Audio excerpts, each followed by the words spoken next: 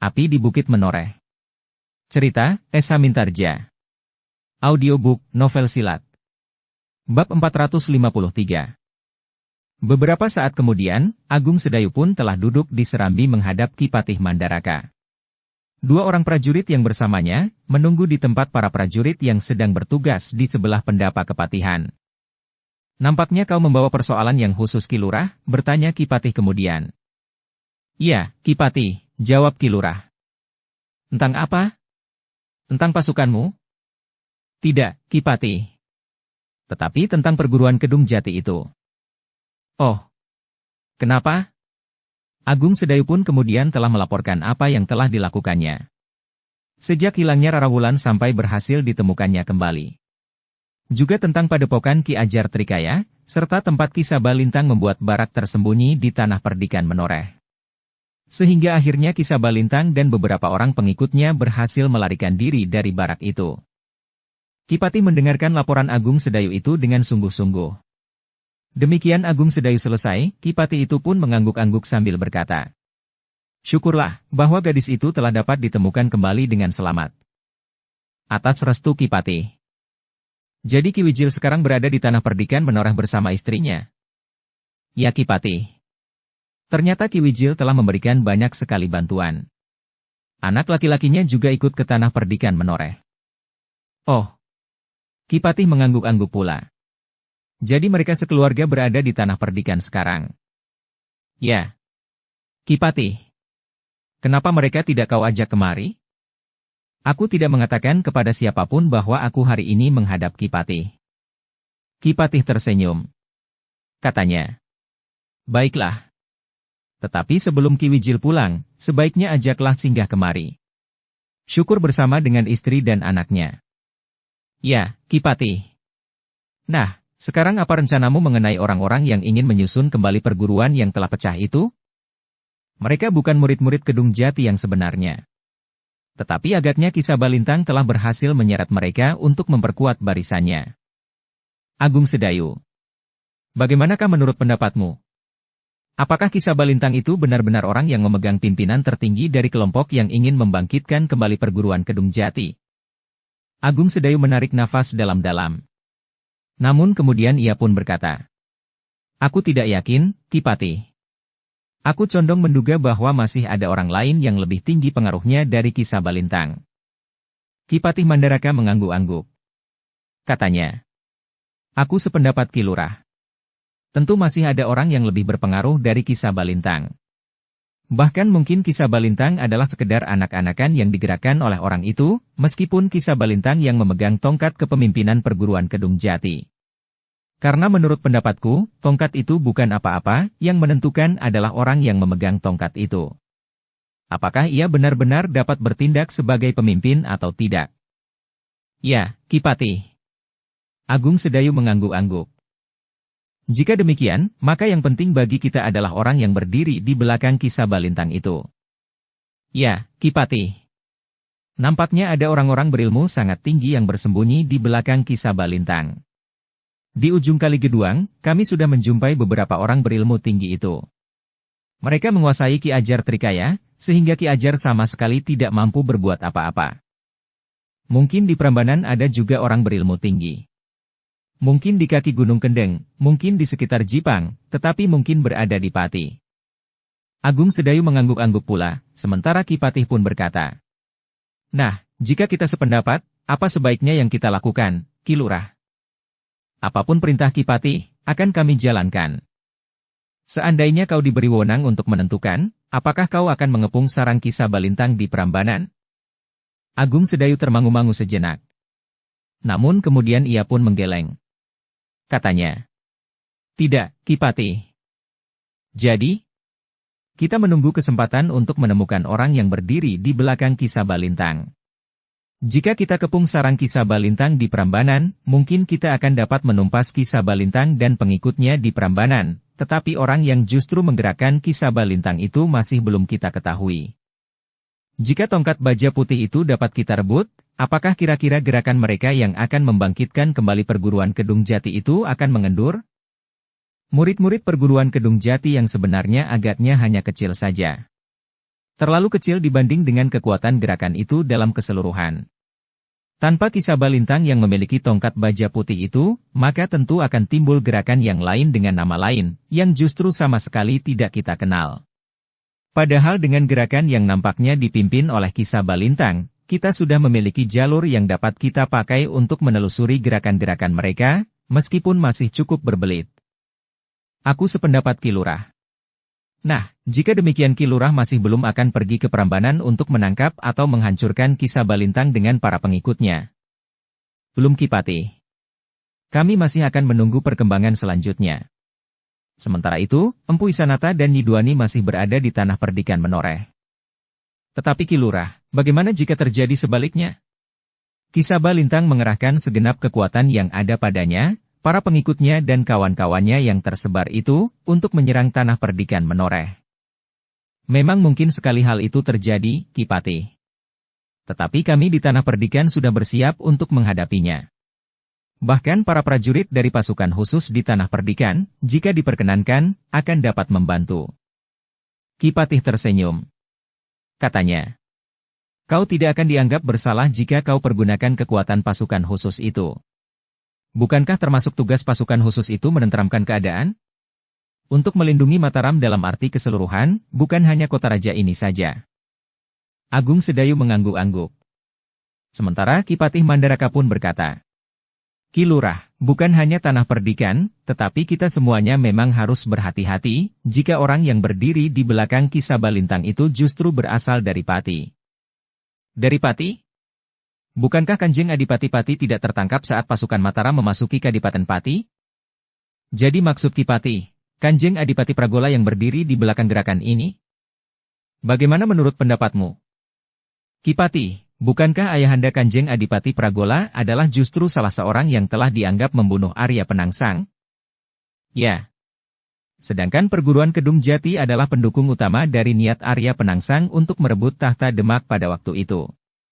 Bahkan di antara mereka terdapat Ki Patih Mantahun, Macan Kepatihan, dan tentu beberapa orang pimpinan pemerintahan Jipang yang lain. Apakah mungkin dua kekuatan yang berlawanan itu akan bersatu? Aku juga tidak mempunyai dugaan bahwa Kanjeng Adipati Pragola sendiri yang terlibat. Kanjeng Adipati adalah seorang kesatria sejati. Ia tidak akan mempergunakan cara yang tidak terhormat ini. Tetapi beberapa orang pemimpin Pati yang kecewa akan dapat memanfaatkan kekecewaan orang lain. Atau karena ada dua kubu yang sama-sama kecewa, mereka akan dapat bekerja sama. Agung Sedayu menarik nafas dalam-dalam.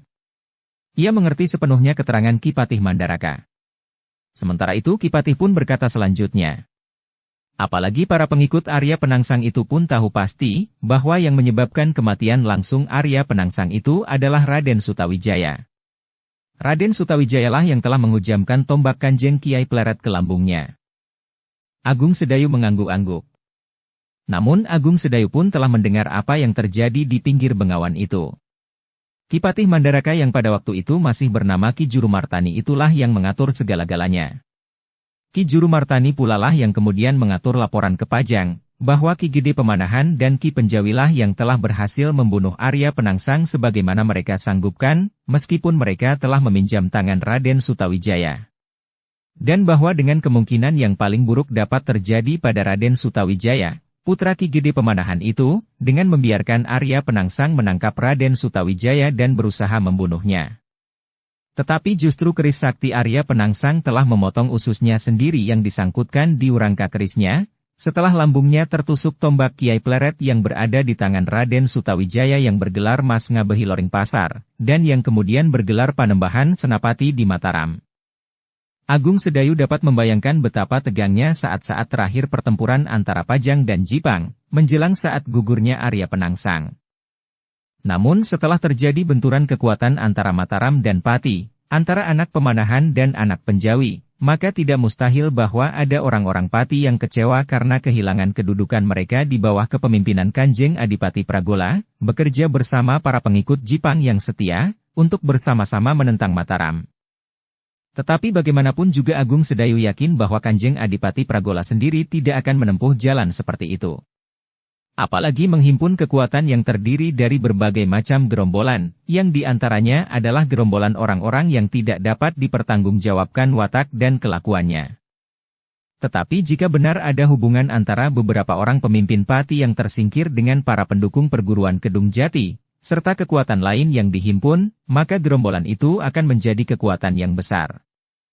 Ketika hal itu dikemukakan oleh Agung Sedayu kepada Ki Patih, maka Ki Patih itu pun kemudian berkata, "Karena itu, kau harus berhati-hati Ki Lurah. Tanah Perdikan Menoreh harus berhati-hati pula." Agung Sedayu mengangguk dalam-dalam. Katanya, "Ya Ki Patih, kami akan melakukannya. Tetapi ingat Ki Lurah, tongkat baja putih Nyi Lurah, bahkan Tanah Perdikan Menoreh, itu sama sekali bukan tujuan akhir mereka. Jika benar mereka akan menyerang dan menduduki Tanah Perdikan Menoreh, maka Tanah Perdikan itu tentu hanya akan mereka jadikan landasan bergerak ke Mataram, serta akan mereka jadikan lumbung untuk mendukung perang yang mungkin akan berkepanjangan melawan Mataram. Tanah Perdikan Menoreh akan dapat menjadi pagar bagi mereka. Mereka dapat bergerak ke barat lebih dahulu untuk menghimpun kekuatan yang lebih besar, sebelum mereka bergerak ke timur." Agung Sedayu mengangguk-angguk. Katanya, "Ya Ki Patih, kemungkinan itu memang dapat terjadi. Tanah Perdikan Menoreh akan dapat menjadi landasan yang baik, justru karena disekat oleh Kali Praga." "Baiklah, Ki Lurah. Seandainya hal itu terjadi, maka Mataram tidak akan tinggal diam, atau bahkan menjadi penonton atas pertunjukan berdarah yang terjadi di Tanah Perdikan. Selain pasukan khususmu itu, Mataram akan mempersiapkan prajurit yang dapat bergerak dengan cepat jika diperlukan." "Terima kasih Ki Patih. Kami akan berusaha untuk berbuat sebaik-baiknya di Tanah Perdikan Menoreh. Buatlah pengawasan yang lebih rapat di perbatasan. Jika mereka akan pergi ke Tanah Perdikan, mereka tentu akan memperhitungkan Kali Praga." "Ya, Ki Patih." Sementara itu, Mataram akan mengirimkan petugas sandinya ke Prambanan, ke seberang Gunung Kendang, ke Jipang dan Pati. Kami akan selalu mohon perintah-perintah dari Mataram atas dasar laporan para petugas sandi. Sementara itu kami akan selalu memberikan laporan apa saja yang kami ketahui tentang kisah Balintang, para pengikutnya, serta kemungkinan-kemungkinan lain di belakang mereka." "Baiklah, Ki Lurah. Hal ini akan aku laporkan kepada Panembahan Senapati. Kami mengucapkan terima kasih yang sebesar-besarnya atas perhatian Ki Patih terhadap Tanah Perdikan Menoreh, khususnya terhadap keluarga kami, yang kebetulan memiliki salah satu tongkat baja putih itu. Kita mempunyai kewajiban yang sama terhadap Mataram, Agung Sedayu. Mungkin caranya sajalah yang berbeda." Agung Sedayu mengangguk hormat sambil berdesis. "Ya, Ki Patih." Dalam pada itu, Ki Patih pun kemudian berkata, "Nah, apakah masih ada persoalan-persoalan lain yang penting kita bicarakan, Ki Lurah?" "Aku kira untuk sementara sudah cukup, Ki Patih. Kami akan segera minta diri. Berhati-hatilah di jalan, Ki Lurah." "Terima kasih, Ki Patih. Kami akan berhati-hati." Demikianlah, Ki Lurah Agung Sedayu pun telah minta diri. Bersama kedua orang pengawalnya, ia akan segera kembali ke Tanah Perdikan Menoreh. Namun kemudian ternyata ia harus tertahan lagi di Serambi, ketika seorang pelayan kepatihan mempersilahkan Agung Sedayu dan kedua orang pengawalnya untuk minum dan makan makanan yang telah disediakan. "Jangan menolak rejeki," desis lurah prajurit yang bertugas. "Marilah aku kawani kalian menikmati hidangan itu." Agung Sedayu tersenyum. Katanya, "Hanya orang-orang bodoh yang menolak rejeki." Lurah prajurit yang bertugas itu tertawa. Katanya, "Ya, kalau tidak bodoh, tentu sombong." Agung Sedayu dan para pengawalnya pun tertawa. Seorang dari pengawalnya itu berkata, "Aku adalah salah seorang prajurit yang tidak bodoh dan tidak sombong." Demikianlah untuk beberapa saat Agung Sedayu dan kedua pengawalnya masih duduk menikmati hidangan. Namun beberapa saat kemudian maka Agung Sedayu dan kedua orang pengawalnya pun telah meninggalkan kepatihan, berpacu menuju ke Tanah Perdikan Menoreh. Ketika senja turun, Agung Sedayu baru pulang ke rumahnya. Sekar Mirah yang kemudian menyambutnya bertanya perlahan, "Kau jadi pergi ke Mataram, Kakang?" "Ya. Itulah sebabnya, aku baru pulang setelah senja." Sekar Mirah mengangguk-angguk. Tetapi ia tidak bertanya lebih lanjut. Pada saat yang tepat suaminya tentu akan menceritakan hasil pertemuannya dengan Ki Patih Mandaraka di Mataram. Beberapa saat kemudian, setelah Agung Sedayu mandi dan berbenah diri, Agung Sedayu dan semua orang yang berada di rumahnya duduk melingkar di ruang tengah. Sekar Mirah, Rara Wulan, Nyi Duani dan Nyi Wijil sibuk mempersiapkan minuman hangat dan makan malam bagi seisi rumah itu. Beberapa saat kemudian, seisi rumah itu pun menjadi sibuk dengan makan malam mereka. Seadanya, berkata Sekar Mirah sambil menggeser lauknya. Sementara sambil makan, mereka telah berbincang tentang keadaan tanah perdikan menoreh. Empu Isanata dan Ki Wijil memuji kemajuan yang nampak pada tanah perdikan itu. Kehidupan yang cukup sejahtera lahir dan batin. Bahkan kehidupan yang sejahtera itu agaknya cukup merata. Padukuhan-padukuhan kecil yang terpencil pun nampaknya telah disentuh pula oleh pembinaan yang baik. Kami belum sempat melihat padukuhan-padukuhan terpencil. Tetapi nampaknya kesejahteraan mereka tidak jauh tertinggal dari padukuhan-padukuhan yang lebih besar, dan bahkan padukuhan induk ini sekalipun, berkata Ki Wijil. Ki Gede memang berusaha dengan sungguh-sungguh, Ki Wijil, sahut Agung Sedayu. Ya. Menurut Ki Jayaraga, para bebahu pun telah bekerja keras. Demikian pula para bebahu padukuhan-padukuhan itu sendiri. Tentu saja disanggah oleh kerja keras seluruh rakyatnya. Agung Sedayu mengangguk-angguk. Katanya. Sudah tentu, Ki Wijil. Tanpa kerja keras dari seluruh rakyatnya, maka segala-galanya akan sulit untuk dicapai. Ya. Kerja keras seluruh rakyatnya dan sikap kepemimpinan yang baik. Agung Sedayu tertawa. Sementara Ki Jayaragalah yang menyahut. Kerja keras rakyatnya akan sia-sia jika para pemimpinnya justru mencari keuntungan dari kerja keras itu. Tentu, sahut Agung Sedayu. Beruntunglah kami bahwa hal seperti itu tidak terjadi di tanah perdikan ini. Demikianlah, pembicaraan itu pun menjadi berkepanjangan. Namun pada umumnya, mereka memuji keberhasilan tanah perdikan menoreh membina rakyat dan lingkungannya. Namun pembicaraan mereka terhenti setelah mereka selesai makan malam. Sekar Mirah, Rara Wulan, Nyi Duani dan Nyi Wijil memang sibuk menyingkirkan mangkuk-mangkuk yang kotor dan kemudian mencucinya di dapur. Tetapi Agung Sedayu dan seisi rumahnya yang lain, justru mengarahkan pembicaraan mereka pada persoalan yang lebih hangat. Perguruan Kedung Jati. Aku masih akan memikirkan lebih matang lagi, apakah aku akan pergi ke Prambanan atau tidak, berkata Agung Sedayu kemudian. Apakah yang menghambat Ki Lurah, bertanya Sabung Sari. Apakah janji Ki Lurah untuk tidak menghancurkan kekuatan Ki Sabalintang itu? Kita belum tahu pasti, siapakah yang berada di Prambanan. Apakah mereka masih ada di sana, atau mereka, terutama para pemimpinnya, justru sudah pergi. Kita juga tidak ingin terjebak dalam pertempuran melawan kekuatan yang sangat besar dan di luar perhitungan kita. Sabung Sari mengangguk-angguk kecil. Di luar sadarnya ia memandang Empu Isanata. Tetapi hanya sekilas. Empu Isanata sendiri hanya menundukkan kepalanya. Jantungnya terasa berdebaran. Sebagai salah seorang yang terlibat langsung dengan kegiatan Ki Sabalintang, Empu Isanata tentu tahu serba sedikit tentang isi barak Ki Sabalintang yang berada di sebelah utara Prambanan. Tetapi sebenarnya lah bahwa ia tidak tahu pasti, seberapa besar kekuatan yang ada di sana di saat terakhir. Jika ia salah memberikan keterangan, maka ia akan dapat dituduh dengan sengaja menjerumuskan Ki Lurah Agung Sedayu. Sementara itu Empu Isanata memang lebih baik berdiam diri. Jika ada kesempatan ia ingin berbicara sendiri dengan Ki Lurah Agung Sedayu.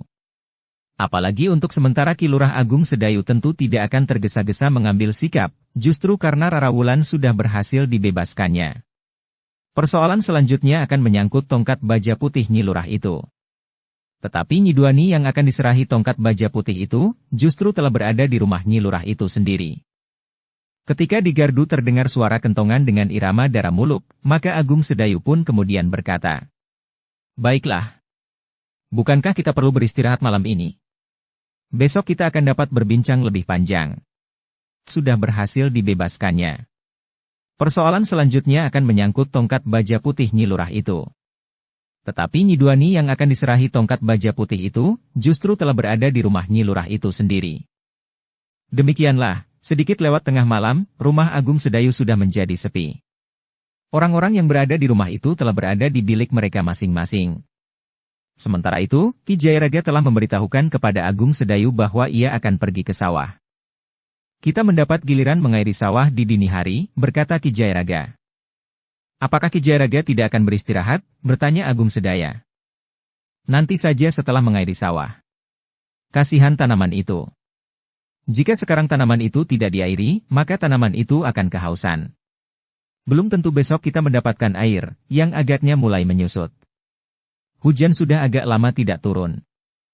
Agung Sedayu memang tidak pernah dapat mencegah jika Ki Jayaraga berniat pergi ke sawah, kecuali ada satu hal yang sangat penting.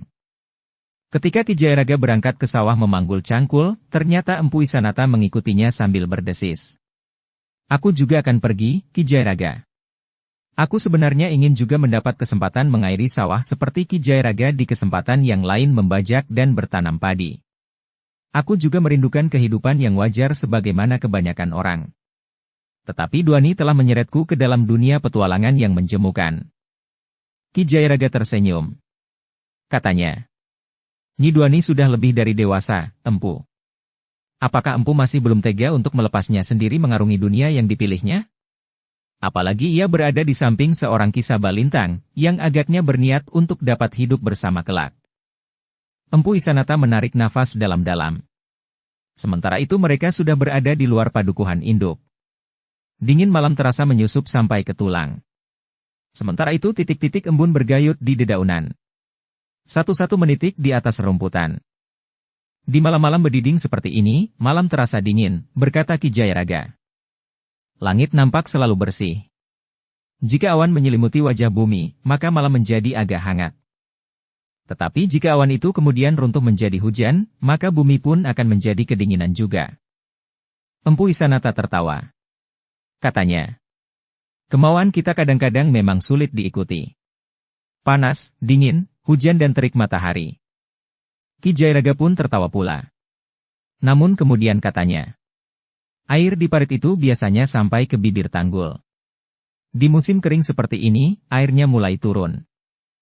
Tetapi bukankah berapa hari yang lalu, hujan lebat turun seperti dicurahkan dari langit, meskipun hanya sebentar? Mungkin di ujung Kali Geduang. Di sini hujan kiriman itu juga turun. Bahkan 2 hari berturut-turut. Tetapi tidak terlalu banyak. Meskipun demikian, padang rumput tempat anak-anak menggembala itu sudah menjadi basah. Rumputan yang kering nampak hijau, setidak-tidaknya menunda kekeringan yang lebih parah lagi. Sesudah itu, hujan kiriman masih belum turun lagi akhir-akhir ini. Empu Isanata mengangguk-angguk. Tetapi untuk beberapa saat Empu Isanata itu terdiam. Jarang sekali ia sempat berjalan-jalan tanpa diburu oleh persoalan-persoalan yang mendesak. Di bulak persawahan seperti malam itu. Meskipun Empu Isanata belum terlepas dari persoalan yang rumit, tetapi malam itu rasa-rasanya ia sempat meletakkannya barang sesaat. Empu Isanata dapat merasakan betapa damainya kehidupan wajar di antara para petani. Kedamaian yang bukan berarti kediaman. Para petani pun bekerja keras setiap hari di sawah. Berjemur di terik matahari dan berendam di dalam lumpur. Tetapi mereka tidak diburu oleh kegelisahan karena permusuhan, kebencian, kecurigaan dan sejenisnya di antara sesama. Satu kerinduan telah menusuk jantung Empu Isanata, yang sudah untuk waktu yang lama tersuruk ke dalam kehidupan yang muram. Petualangan yang keras dan seakan-akan tidak akan ada ujungnya. Malam itu Empu Isanata menikmati satu kehidupan yang sangat berbeda dari kehidupan yang selama ini dijalaninya.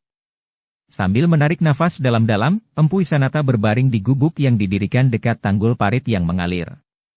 Meskipun sudah sedikit menyusut, tetapi gemericik alirannya terdengar bagaikan irama yang lembut mengusap selaput telinganya, ditingkahi derik jangkrik dan belalang yang seakan-akan saling bersahutan. Ki Jayaraga tidak membangunkannya ketika Empu Isanata tertidur di gubuk itu. Begitu nyenyaknya, sehingga Empu Isanata itu baru terbangun menjelang fajar menyingsing. Ketika Empu Isanata itu kemudian duduk di bibir gubuk itu, Ki Jayaraga pun melangkah mendekatinya menyusur di sepanjang tanggul. Maaf, Ki Jayaraga. Aku tertidur. Oh. Ki Jayaraga tertawa pendek. Aku juga baru selesai. Ki Jayaraga tidak tidur sama sekali. Aku menunggui air, jawab Ki Jayaraga. Mungkin sekali ada orang yang tidak tahu bahwa kami sangat membutuhkan air, sehingga membuka pematangnya. Meskipun kemungkinan itu kecil sekali, karena kami para petani tahu siapakah yang malam ini mendapat giliran setelah lewat tengah malam. Setidak-tidaknya kami para petani tahu kapan kami masing-masing mendapat giliran. Apakah ada juga yang sering nakal dan membuka air bukan saatnya ia mendapat giliran? Kami sudah sepakat bahwa kami akan menaati kesepakatan kami. Empu Isanata tersenyum. Katanya. Menyenangkan sekali. Tatanan kehidupan yang serasi seperti tatanan kehidupan di tanah perdikan ini. Tetapi bukan berarti bahwa di sini tidak pernah terjadi perselisihan. Aku mengerti, Ki Jairaga. Tetapi secara umum kehidupan di tanah perdikan ini telah tertata dengan baik. Ki Jairaga menarik nafas dalam-dalam. Ki Jairaga itu justru sempat membayangkan masa-masa lalunya. Petualangan dan pengembaraan yang serasa tidak akan berhenti. Namun Ki Jairaga sempat melepaskan diri dari kehidupan yang kemudian terasa menjemukan, untuk kemudian hidup di tanah perdikan menoreh yang memberikan ketenangan. Meskipun sekali-sekali Ki Jairaga masih juga harus memasuki dunia olah kanuragan yang keras, tetapi dengan mengemban kewajiban yang berarti bagi sesamanya. Dan kini Empu Isanata juga mengalami sebagaimana pernah dialaminya. Satu keinginan untuk meloncat dari satu pijakan kehidupan ke pijakan yang lain. Namun sebelum fajar menyingsing, Ki Jairaga telah menutup pematang sawah yang dibukanya. Air sudah cukup menggenangi sawah sampai ke kotak yang paling ujung. Marilah kita pulang, ajak Ki Jairaga. Empu Isanata mengangguk sambil melangkah. Marilah. Keduanya pun kemudian berjalan di bulak persawahan menuju ke padukuhan induk. Di timur langit sudah mulai dibayangi oleh warna merah. Namun gelap masih menyelubungi tanah perdikan menoreh. Di rumah, Sekar Mirah sudah sibuk di dapur. Rara Wulan, Nyi Wijil dan Nyi Duani pun telah ikut sibuk pula. Mereka harus menyiapkan minum buat banyak orang. Kemudian menyiapkan makan pagi. Senggot Timba pun telah berderit. Sabung Sari sibuk mengisi jambangan di pakiwan. Sementara itu, Gelagah Putih sibuk menyapu halaman. Ia masih mempunyai kebiasaan menyapu halaman sambil mundur, sehingga di halaman itu tidak terdapat bekas kaki. Yang nampak adalah garis-garis bekas sapu lidi dari dinding sampai ke dinding. Sukra yang menyapu halaman samping juga menirukannya. Baginya Gelagah Putih adalah gurunya. Guru yang sering membuatnya jengkel dan kesal karena Gelagah Putih banyak meninggalkannya, sehingga Sukra setiap kali harus berlatih sendiri tanpa ditunggui oleh gurunya itu. Sayoga yang melihat cara Gelagah Putih menyapu halaman tersenyum sambil berdesis. Luar biasa. Rasa-rasa sayang sekali menginjakkan kaki di halaman yang baru saja kau sapu. Sama sekali tidak ada jejak kaki selain jejak sapu lidi. Gelagah Putih tersenyum. Katanya. Hanya satu kebiasaan. Kebiasaan yang luar biasa. Kelak, aku juga akan melakukannya di rumah. Gelagah Putih tertawa. Sementara itu, di sela-sela kesibukannya di dapur, Sekar Mirah yang duduk di depan perapian sempat mengingat pembicaraannya semalam di biliknya. Pembicaraan yang hanya didengar oleh Sekar Mirah dan Agung Sedayu itu sendiri. Kau harus tetap berhati-hati terhadap Nyi Duani, Mirah, berkata suaminya. Mungkin ia datang kemari bukan atas kehendaknya sendiri. Ia sudah mengatur segala-galanya dengan Ki Sabalintang. Bukankah di sini ia mempunyai kesempatan lebih besar untuk mendapatkan tongkat baja putihmu? Sekar Mirah itu sempat bertanya. Apakah Kakang juga mencurigai Empu Isanata? Sayang, bahwa dalam keadaan seperti ini, kita harus tetap berhati-hati. Kita terpaksa mencurigainya. Sekar Mirah menarik nafas dalam-dalam. Ia sadar bahwa suaminya bukan seorang pendengki sehingga ia selalu mencurigai orang lain. Tetapi dalam keadaan yang gawat itu, Agung Sedayu memang tidak dapat berbuat lain, kecuali sangat berhati-hati. Sekar Mirah itu menyuruhkan kayu bakar di perapian semakin dalam. Apinya pun menjilat periuk di atasnya, sehingga air pun mulai mendidih. Sementara itu Nyi Duani pun telah menyiapkan mangkuk-mangkuk yang sebagian baru saja dicuci oleh Rara Wulan. Ketika matahari kemudian terbit, maka para penghuni rumah itu bersama-sama tamu mereka telah duduk di peringgitan, menikmati hangatnya wedang jahe dengan gula kelapa.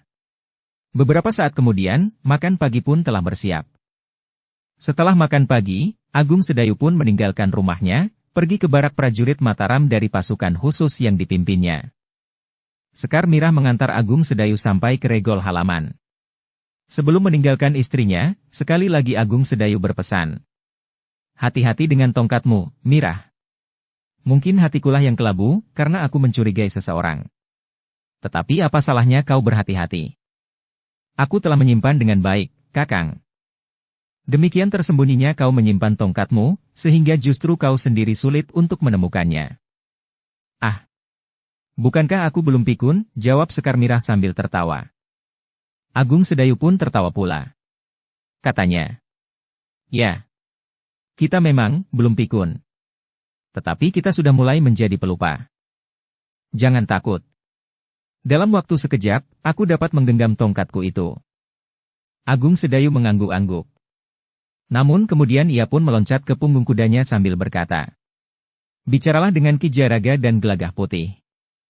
Sejenak kemudian, kuda Agung Sedayu itu pun sudah berderap menyusur jalan padukuhan induk Tanah Perdikan Menoreh. Namun kuda itu pun kemudian telah berlari menyusuri bulak panjang. Melewati beberapa padukuhan dan menyusuri jalan di lereng perbukitan, menuju ke barak. Agung Sedayu benar-benar berhati-hati terhadap orang-orang yang menyatakan diri ingin membangun kembali perguruan Kedung Jati, sedangkan justru mereka sebagian besar bukan orang-orang perguruan Kedung Jati itu sendiri. Mereka memanfaatkan dendam yang masih tersimpan di jantung para pengikut Macan Kepatihan, bergabung dengan ketamakan beberapa orang yang ingin mendapat keuntungan bagi diri mereka masing-masing. Namun sebuah pertanyaan telah timbul pula di dalam hatinya. Apakah benar ada sekelompok orang yang berpengaruh di Pati namun yang telah tersingkir setelah Pati bedah, bergabung pula dengan orang-orang yang menyatakan dirinya ingin membangun perguruan Kedung Jati itu lagi? Jantung Agung Sedayu pun dibebani pula oleh satu kemungkinan bahwa orang-orang yang sedang menyusun kekuatan itu telah mengintip Tanah Perdikan Menoreh, yang akan dapat mereka pergunakan sebagai landasan untuk bergerak ke Mataram. Karena itu, ketika Agung Sedayu berada di baraknya, maka Agung Sedayu telah memanggil beberapa orang pembantunya yang terdekat untuk berbicara tentang kemungkinan-kemungkinan itu. Persoalannya tidak terbatas pada Tanah Perdikan saja, berkata Agung Sedayu kepada mereka. Tanah Perdikan ini hanya akan menjadi sasaran untuk membangun landasan bagi gerakan mereka selanjutnya menuju ke sasaran utamanya, yaitu Mataram. Para pembantunya itu mendengarkan penjelasan Agung Sedayu itu dengan seksama. Sementara itu Agung Sedayu pun berkata selanjutnya. Karena itulah, maka kita akan langsung ikut campur. Kita akan menunjuk beberapa orang terpercaya untuk melakukan pengawasan khusus atas Tanah Perdikan ini. Sementara itu, Tanah Perdikan sendiri juga akan meningkatkan kesiagaan mereka. Kita harus melibatkan diri seandainya benar orang-orang yang berniat untuk membangun perguruan Kedung Jati itu akan mengambil Tanah Perdikan ini, dan menjadikannya landasan perjuangan mereka menuju ke Mataram. Apakah para pemimpin Mataram sudah mengetahui atau mempertimbangkan kemungkinan ini? Bertanya salah seorang dari mereka. Ya.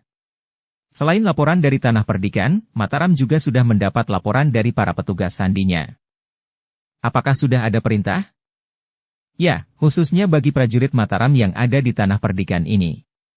Kita harus langsung melibatkan diri jika terjadi benturan kekerasan antara Tanah Perdikan ini dengan kekuatan yang sedang dibangun untuk menghancurkan Mataram itu. Para pembantu Agung Sedayu itu mengangguk-angguk. Mereka tahu apa yang harus mereka siapkan. Seorang di antara mereka pun bertanya. Kami menunggu perintah selanjutnya. Yang pertama, kita akan menunjuk 10 orang yang akan melakukan tugas sandi, mengamati Tanah Perdikan ini. Mereka akan ditempatkan di beberapa padukuhan, agar mereka tidak hilir mudik memasuki barak ini. Aku yakin, jika benar orang-orang itu akan memasuki Tanah Perdikan, mereka pun tentu akan melepaskan petugas sandinya di Tanah Perdikan ini. Para pembantu Agung Sedayu itu mendengarkan dengan seksama. Seorang di antara mereka pun berkata, hari ini 10 orang itu sudah siap untuk menjalankan tugasnya. Aku akan menghubungi pemimpin pengawal Tanah Perdikan Menoreh untuk menyerahkan para petugas sandi itu kepada mereka, agar pemimpin pengawal Tanah Perdikan itu mengaturnya. Di mana mereka ditempatkan dan lingkungan tugas mereka. Siapakah pengawal Tanah Perdikan yang akan mendampingi mereka? Karena itu, setelah 10 orang itu ditunjuk, maka mereka sajalah yang mengetahui tugas-tugas yang akan mereka pikul. Selanjutnya, para prajurit supaya meningkatkan kesiagaan. Mereka akan meronda di lingkungan yang lebih luas di sekitar barat ini, atas persetujuan Ki Gede Menoreh. Aku yakin, jika benar orang-orang yang sedang menghimpun kekuatan itu akan mengambil Tanah Perdikan ini untuk menjadi landasan gerakan mereka, maka keberadaan prajurit Mataram di sini tentu mereka perhitungkan. Beberapa orang kepercayaan Agung Sedayu itu mengangguk-angguk pula. Agung Sedayu pun kemudian telah memberikan gambaran secara umum, siapakah yang akan mereka hadapi. Bahkan Agung Sedayu pun telah berpesan agar mereka bersiap menghadapi kemungkinan yang paling keras. Jika beberapa orang pemimpin Pati yang merasa tersingkir itu benar-benar ada yang melibatkan diri bersama para prajurit-prajuritnya, maka kekuatan mereka akan menjadi besar. Dengan demikian, maka para prajurit dari pasukan khusus itu benar-benar harus bersiap. Mereka akan dapat berhadapan dengan kekuatan yang sangat besar. Beruntunglah bahwa Tanah Perdikan Menoreh mempunyai jajaran pengawal yang dapat dipercaya, sehingga akan dapat bekerja sama dengan baik. Para pengawal Tanah Perdikan itu memiliki kemampuan dan ikatan yang teguh sebagaimana para prajurit. Sejak hari itu, Tanah Perdikan memang menjadi sibuk, meskipun hanya pada lingkungan yang terbatas. Agung Sedayu dan Ki Gede Menoreh sepakat untuk tidak membuat rakyat Tanah Perdikan resah. Karena itu, maka perintah-perintah, pembicaraan-pembicaraan dan kesepakatan-kesepakatan dilakukan di antara para pemimpin dengan orang-orang tertentu saja. Dalam pada itu, 10 orang petugas sandi dari barak pasukan khusus telah berada di luar barak. Prastawa telah menempatkan mereka di beberapa padukuhan. Prastawa pun telah menunjuk beberapa orang pengawal terpilih untuk mendampingi mereka mengamati keadaan Tanah Perdikan. Selain mereka, Ki Gede pun telah memerintahkan setiap bebahu padukuhan yang tersebar di Tanah Perdikan Menoreh untuk mengamati keadaan di lingkungan masing-masing dengan seksama. Jika kalian melihat sesuatu yang tidak sewajarnya, kalian harus segera melapor, pesan Ki Gede. Namun Ki Gede itu juga berpesan. Tetapi jangan membuat rakyat kalian menjadi gelisah. Karena itu, kalian harus dapat membuat mereka tetap tenang dalam kesiagaan. Sementara itu, di rumah Agung Sedayu suasananya memang nampak tenang. Ki Wijil dan Nyi Wijil ternyata tidak ingin cepat-cepat pulang. Apalagi Sayoga. Ia dapat ikut hanyut dalam kegiatan Gelagah Putih di antara para pengawal Tanah Perdikan. Sayoga pun segera akrab dengan Prastawa dan para pengawal yang lain. Namun dalam ketenangan itu, Sekar Mirah tidak pernah menjadi lengah. Ia sudah berbicara secara khusus dengan Ki Jayaraga dan Gelagah Putih, bahwa bagaimanapun juga mereka harus tetap berhati-hati terhadap kehadiran Nyi Duani dan Empu Wisanata di rumah itu. Nyi Duani menginginkan tongkat baja putih itu. Sedangkan tongkat itu ada di sini. Ki Jayaraga dan Gelagah Putih dapat mengerti kecurigaan Sekar Mirah. Karena itu, Ki Jayaraga pun berkata, "Aku akan mengawasi Empu Wisanata." Nampaknya ia menyesali tingkah laku anak perempuannya. Meskipun demikian, aku setuju bahwa kita tidak dapat mempercayainya sepenuhnya. Aku dapat mengerti kekhawatiran Ki Lurah dan Nyi Lurah, bahwa kehadiran Nyi Duani di rumah ini bukan atas kehendaknya sendiri. Tetapi atas persetujuan dan bahkan mungkin atas gagasan Ki Sabalintang.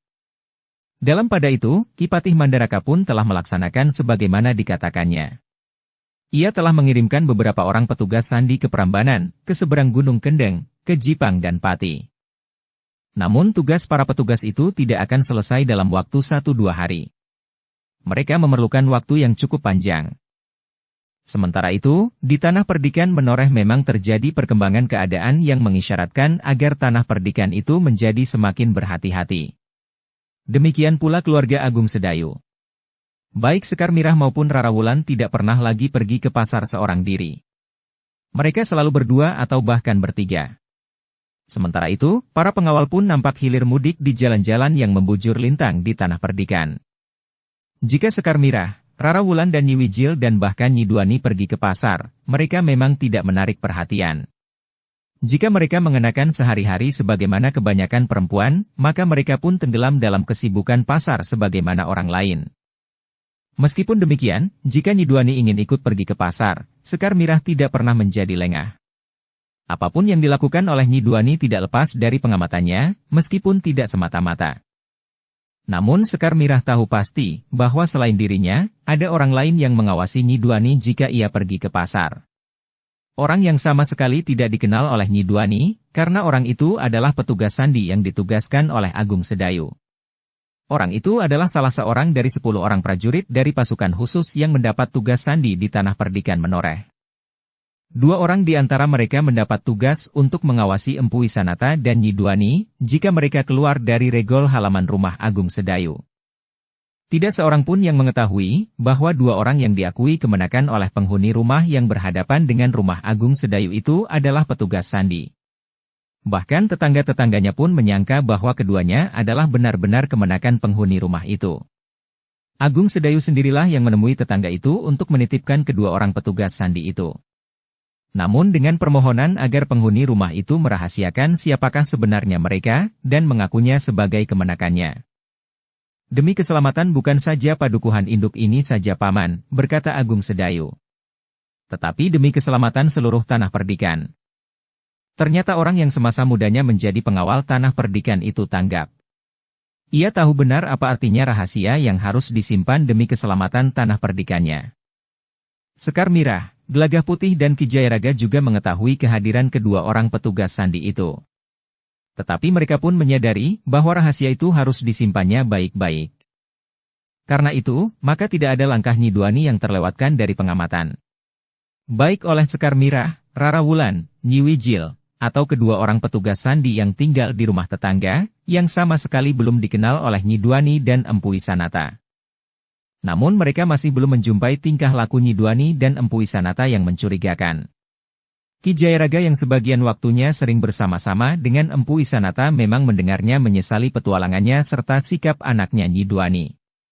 Bahkan Ki Jayaraga pernah mendengar pembicaraan antara Empu Wisanata dan Nyi Duani. Kepada Agung Sedayu, Ki Jayaraga berkata, agaknya Nyi Duani benar-benar berada di persimpangan jalan. Ia sudah kehilangan harapan untuk mendapatkan tongkat baja itu, serta kesempatan untuk memimpin satu perguruan besar yang akan bangkit. Tetapi ia tidak dapat melupakan Kisah Balintang. Apakah tanpa tongkat baja putih Nyi Duani tidak dapat ikut memimpin perguruan yang akan bangkit, jika Kisah Balintang kemudian akan menjadi pemimpin tertingginya? Ki Jayaraga menarik nafas dalam-dalam. Katanya, wibawa Nyi Duani agaknya hanya dapat didukung oleh tongkat baja putih itu. Tanpa tongkat baja putih itu, agaknya beberapa orang berilmu tinggi yang ikut serta mendukung rencana kebangkitan itu kurang menghargai Nyi Duani. Karena mereka tahu ilmu Nyi Duani masih berada di bawah ilmu orang-orang sakti yang berniat bersama-sama membangun perguruan yang akan dinamakan Perguruan Kedung Jati itu. Agung Sedayu mengangguk-angguk. Namun Ki Jayaraga itu pun kemudian berkata, tetapi bukan berarti bahwa kita harus kehilangan kewaspadaan. Baiklah, Ki Jayaraga. Nampaknya persoalannya masih panjang. Kita tidak boleh kehabisan nafas di perjalanan. Ki Jayaraga pun tersenyum. Katanya, aku setuju, Ki Lurah. Sementara itu, para prajurit yang bertugas sandi di tanah perdikan menoreh, bekerja bersama dengan para pengawal yang terpercaya, mengamati keadaan dengan teliti. Meskipun tidak nampak semata-mata, tetapi mereka mengamati orang-orang yang melintasi tanah perdikan dari arah barat maupun dari arah timur. Mereka juga mengawasi orang-orang yang mengunjungi para penghuni tanah perdikan. Apalagi mereka yang bermalam di tempat sanak kandangnya. Di hari-hari berikutnya, rumah Agung Sedayu masih nampak ramai. Beberapa orang tamu masih berada di rumah itu. Namun di saat-saat terakhir, Nyi Duani nampak lebih banyak termenung. Kadang-kadang tatapan matanya menerawang ke kejauhan tanpa batas. Ada sesuatu yang bergejolak di dalam hatinya. Keadaan Nyi Duani itu tidak terlepas dari perhatian Empu Wisanata. Sebagai seorang ayah, maka ia mencoba untuk menjernihkan hati anak perempuannya. Namun agaknya Empu Wisanata benar-benar mengalami kesulitan. Seisi rumah Agung Sedayu tidak pernah ada yang mencampuri pembicaraan mereka. Tetapi menilik sikap mereka, ada hal yang tidak sesuai di antara keduanya. Kepada Ki Jayaraga, Empu Wisanata mengeluh bahwa sulit bagi Empu Wisanata untuk memindahkan perhatian anaknya dari Kisah Balintang. Sekar Mirah yang melihat keadaan Nyi Duani itu memang merasa iba. Sebagai seorang perempuan, Sekar Mirah dapat mengerti betapa resahnya hati Nyi Duani. Setelah gagal pada pernikahannya yang pertama, maka ia berharap untuk dapat hidup berdampingan lagi dengan seorang laki-laki. Tetapi agaknya keadaan telah membuat hubungannya dengan Kisah Balintang menjadi kisruh. Karena itulah, maka Sekar Mirah berusaha untuk membuat Nyi Duani selalu sibuk, sehingga perempuan itu tidak mendapat kesempatan untuk merenung. Karena itu, Nyi Duani pun sering ikut bersama Sekar Mirah pergi ke pasar. Kadang-kadang bersama Nyi Wijil, kadang-kadang bersama Rara Wulan. Sekar Mirah yakin bahwa mereka akan dapat mengatasi keadaan jika ada orang-orang yang berniat jahat. Apalagi Sekar Mirah yakin bahwa petugas sandi dari pasukan khusus selalu mengawasi mereka. Sementara para pengawal pun meningkatkan gelombang pengawasan mereka. Dari hari ke hari, Nyi Duani yang merasakan hidup di lingkungan sebuah keluarga yang wajar sebagaimana kebanyakan keluarga yang lain, merasakan kesejukan yang tidak pernah ditemukan di sepanjang hidupnya sejak ia menginjak usia dewasa. Meskipun Agung Sedayu seorang prajurit yang kadang-kadang harus bertugas dan meninggalkan keluarganya, namun seperti seekor burung yang terbang tinggi, akan segera pulang ke sarangnya jika senja mulai turun. Sementara itu, ketika datang seorang laki-laki yang dianggapnya sebagai pahlawan, telah membawa Nyi Duani dalam satu kehidupan yang gelisah. Petualangan yang selalu dibayangi oleh bahaya, yang kadang-kadang bahkan mengancam jiwanya. Kesibukan memang dapat mengurangi kegelisahannya. Sehingga karena itu, Nyi Duani itu menjadi semakin sering ikut pergi ke pasar. Namun sikap hati-hati Sekar Mirah tidak berubah. Meskipun Nyi Duani nampak menjadi semakin jinak, tetapi Sekar Mirah tidak ingin menyesali kelengahannya. Meskipun demikian, hati Sekar Mirah tersentuh pula ketika pada suatu pagi, Nyi Duani yang ikut ke pasar bersama Rara Wulan itu berbisik. "Nyi Lurah, seseorang ingin menemuiku." Dahi Sekar Mirah berkerut. Namun Nyi Duani itu pun kemudian membungkuk sambil memilih terong yang digelar di amben bambu, di sebelah berjenis-jenis sayuran yang lain. Sekar Mirah merenungi kata-kata Nyi Duani itu sejenak. Ketika kemudian Sekar Mirah juga membungkuk di sampingnya, Nyi Duani itu pun berkata, "Izinkan aku memisahkan diri, Nyi Lurah. Mungkin ada keterangan yang dapat aku beritahukan kepada Nyi Lurah." Sekar Mirah menjadi ragu-ragu. Ia mengerti maksud Nyi Duani. Tentu ada seorang pengikut kisah Balintang yang berusaha menemuinya. Setelah melalui berbagai macam pertimbangan, maka Sekar Mirah itu pun berkata, "Silakan, Nyi Duani. Tetapi aku minta Nyi Duani bertanggung jawab atas kesempatan yang aku berikan ini. Aku berjanji Nyi Lurah. Jangan terlalu jauh, agar aku tidak menjadi cemas." Nyi Duani mengangguk-angguk. Demikianlah, maka Nyi Duani itu pun kemudian telah memisahkan diri. Ketika Sekar Mirah masih sibuk membeli sayuran selain terong, Nyi Duani telah bergeser ke samping.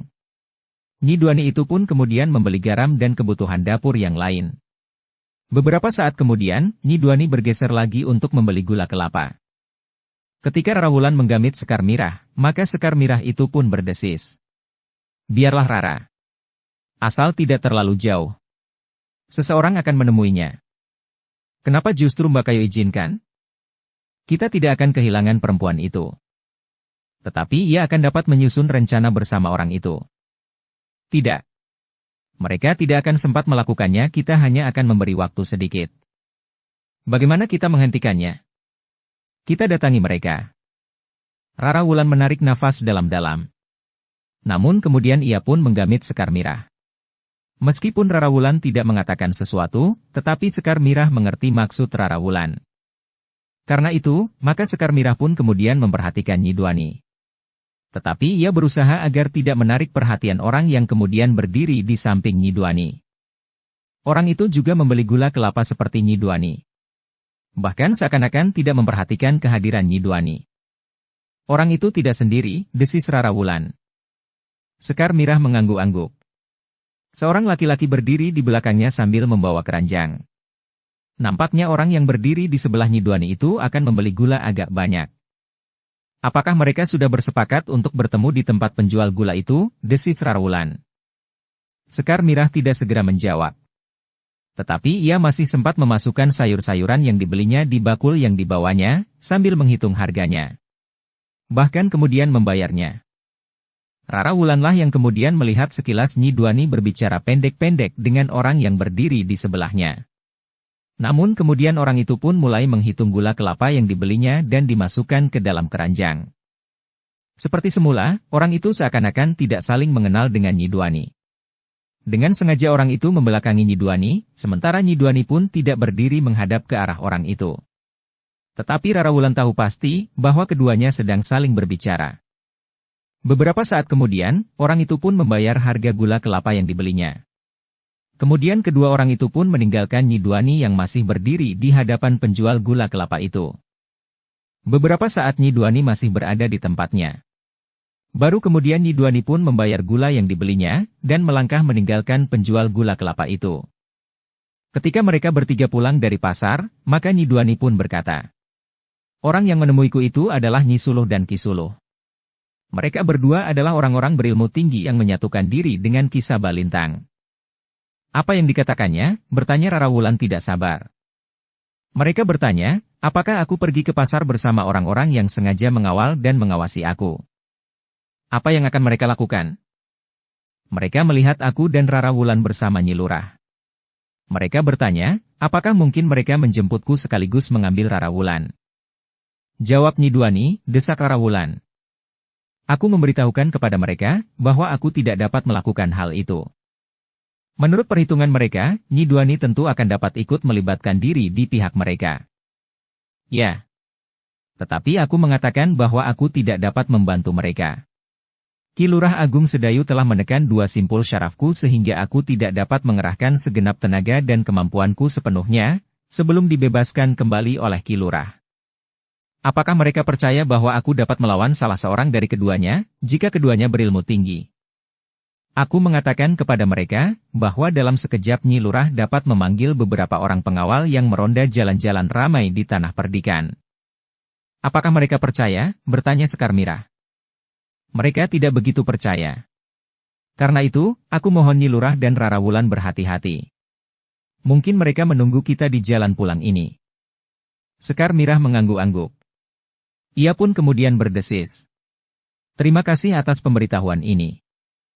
Rara Wulan memandang Nyi Duani sejenak sehingga langkahnya menjadi tersendat. Dengan dahi yang berkerut ia pun bertanya, "Apakah kedua orang itu, atau barangkali bersama kawan-kawannya, akan menunggu kita di tempat sepi?" "Aku tidak yakin, Rara," jawab Nyi Duani. "Aku sudah berusaha mencegah mereka.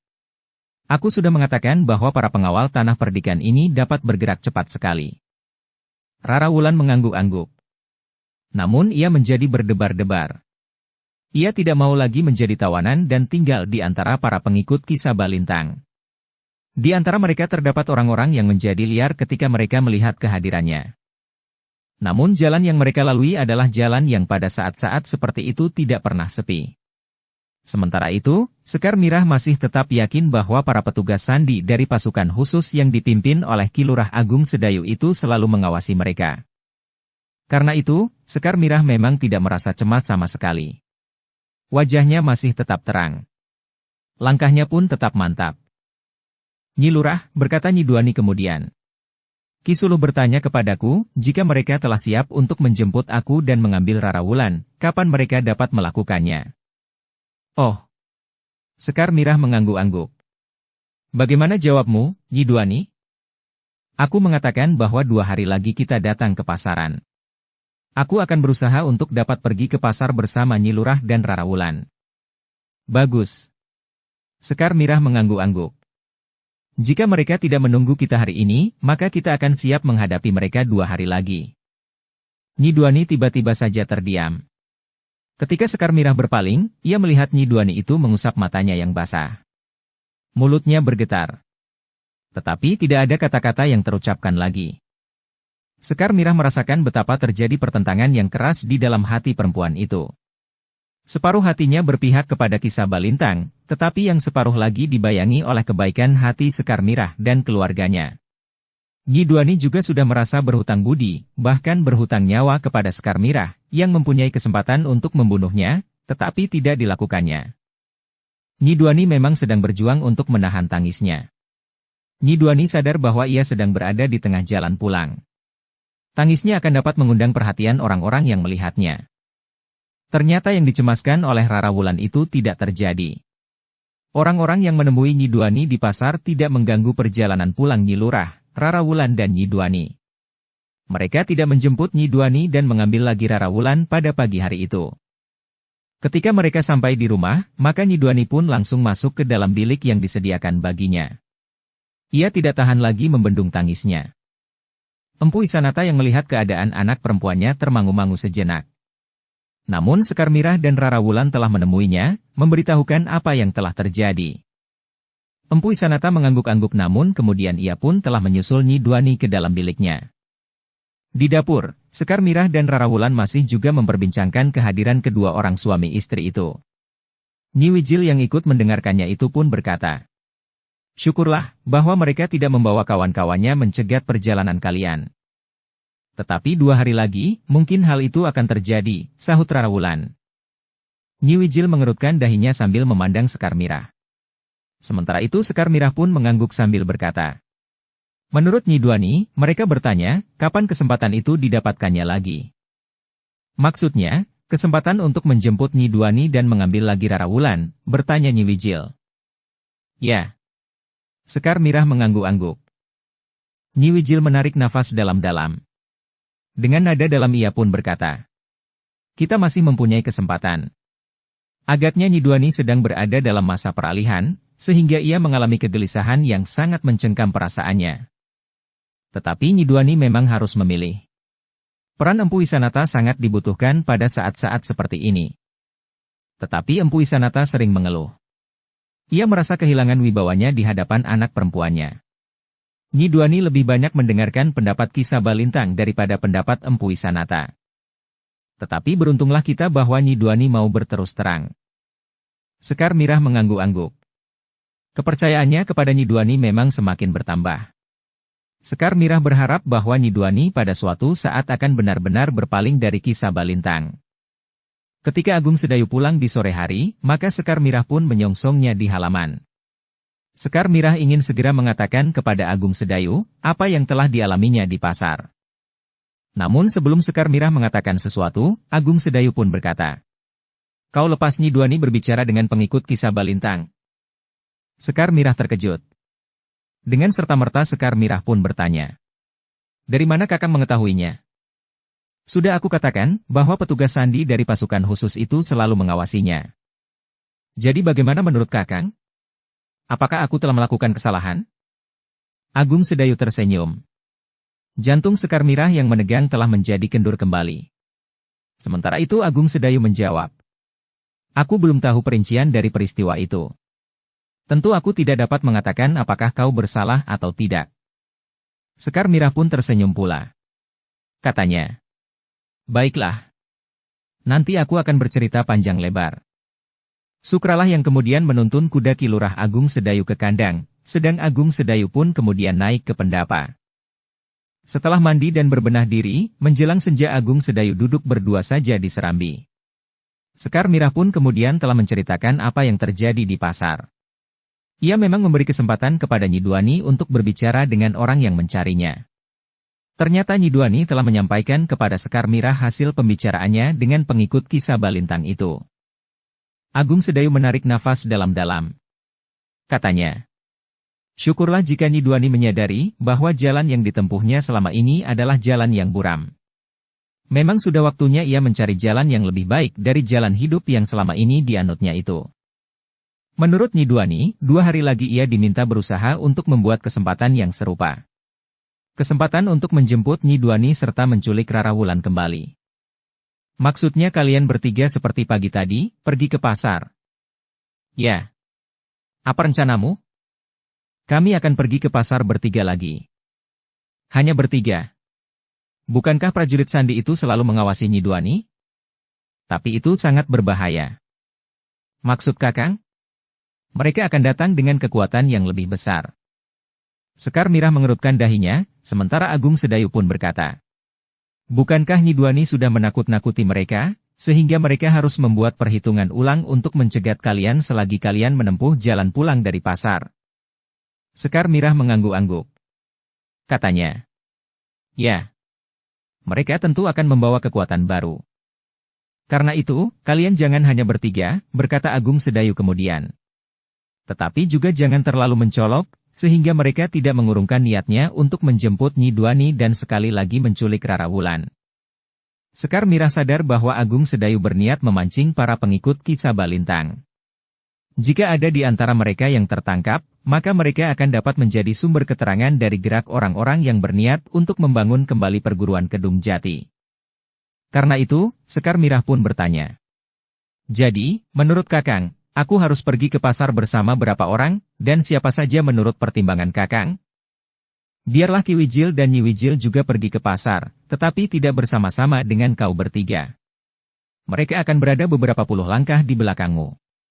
Kemudian biarlah Sayoga dan Sabung Sari juga pergi ke pasar. Sedangkan Gelagah Putih yang sudah banyak dikenal, akan berada di padukuhan sebelah, yang diperhitungkan tidak terlalu jauh sehingga akan dapat mendengar isyarat yang akan diberikan oleh petugas sandi. Beberapa orang pengawal terpilih akan membantunya. Demikian besarkah persiapan yang akan dilakukan? Mereka tentu akan datang dengan kekuatan yang cukup. Mereka tidak ingin gagal. Nyi Duani sangat berharga bagi Ki Sabalintang, sementara Rara Wulan akan dapat mereka pergunakan untuk memaksakan kehendak mereka, terutama tongkat baja putih itu. Sekar Mirah mengangguk-angguk.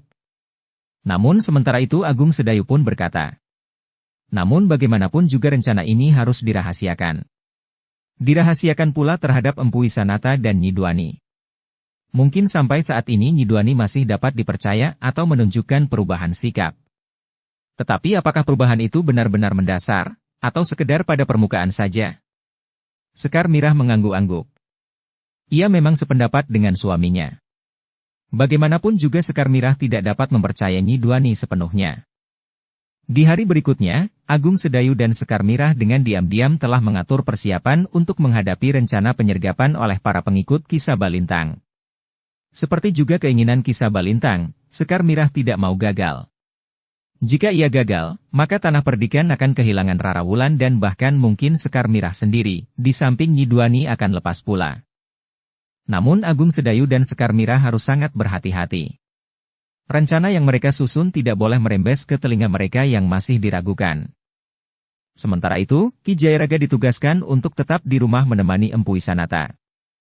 Jika Empu Wisanata itu menggeliat, maka Ki Jayaraga mendapat kewajiban untuk menjinakkan.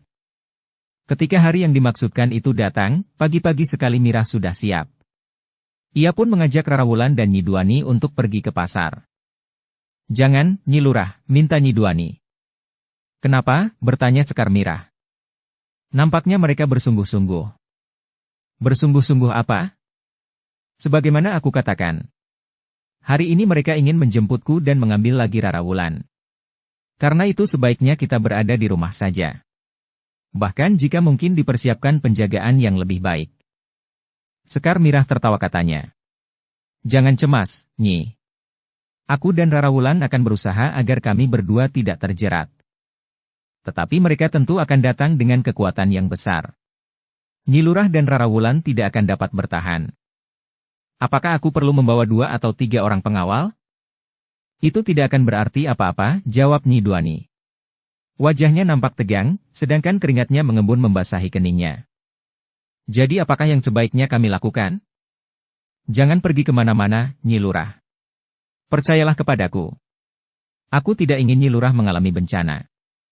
Jangan cemaskan aku. Biarlah kita sempat melihat apa yang akan terjadi. Aku memperingatkan Nyi Lurah. Nyi Duani. Kami berada di tanah kami sendiri.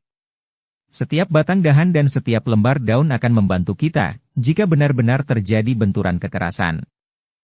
Tetapi sangat berbahaya bagi Nyi Lurah. Nyi Duani. Jika aku takut kepada ancaman-ancaman dan tidak pernah keluar dari halaman, maka sama saja artinya bahwa aku berada di dalam penjara yang terkungkung oleh dinding-dinding yang tinggi dan kuat. Jadi Nyi Lurah akan benar-benar pergi ke pasar? Ya, jawab Nyi Lurah sambil tersenyum. Jika demikian, Nyi Lurah harus benar-benar bersiap menghadapi segala kemungkinan. Sekar Mirah menarik nafas dalam-dalam. Ia melihat kesungguhan di wajah Nyi Duani. Agaknya Nyi Duani benar-benar berniat mencegah Sekar Mirah. Dengan demikian Sekar Mirah dapat menduga bahwa yang akan menjemput Nyi Duani tentu kekuatan yang diperhitungkan cukup besar. Sebenarnya lah Nyi Duani itu pun kemudian berkata, Nyi Lurah.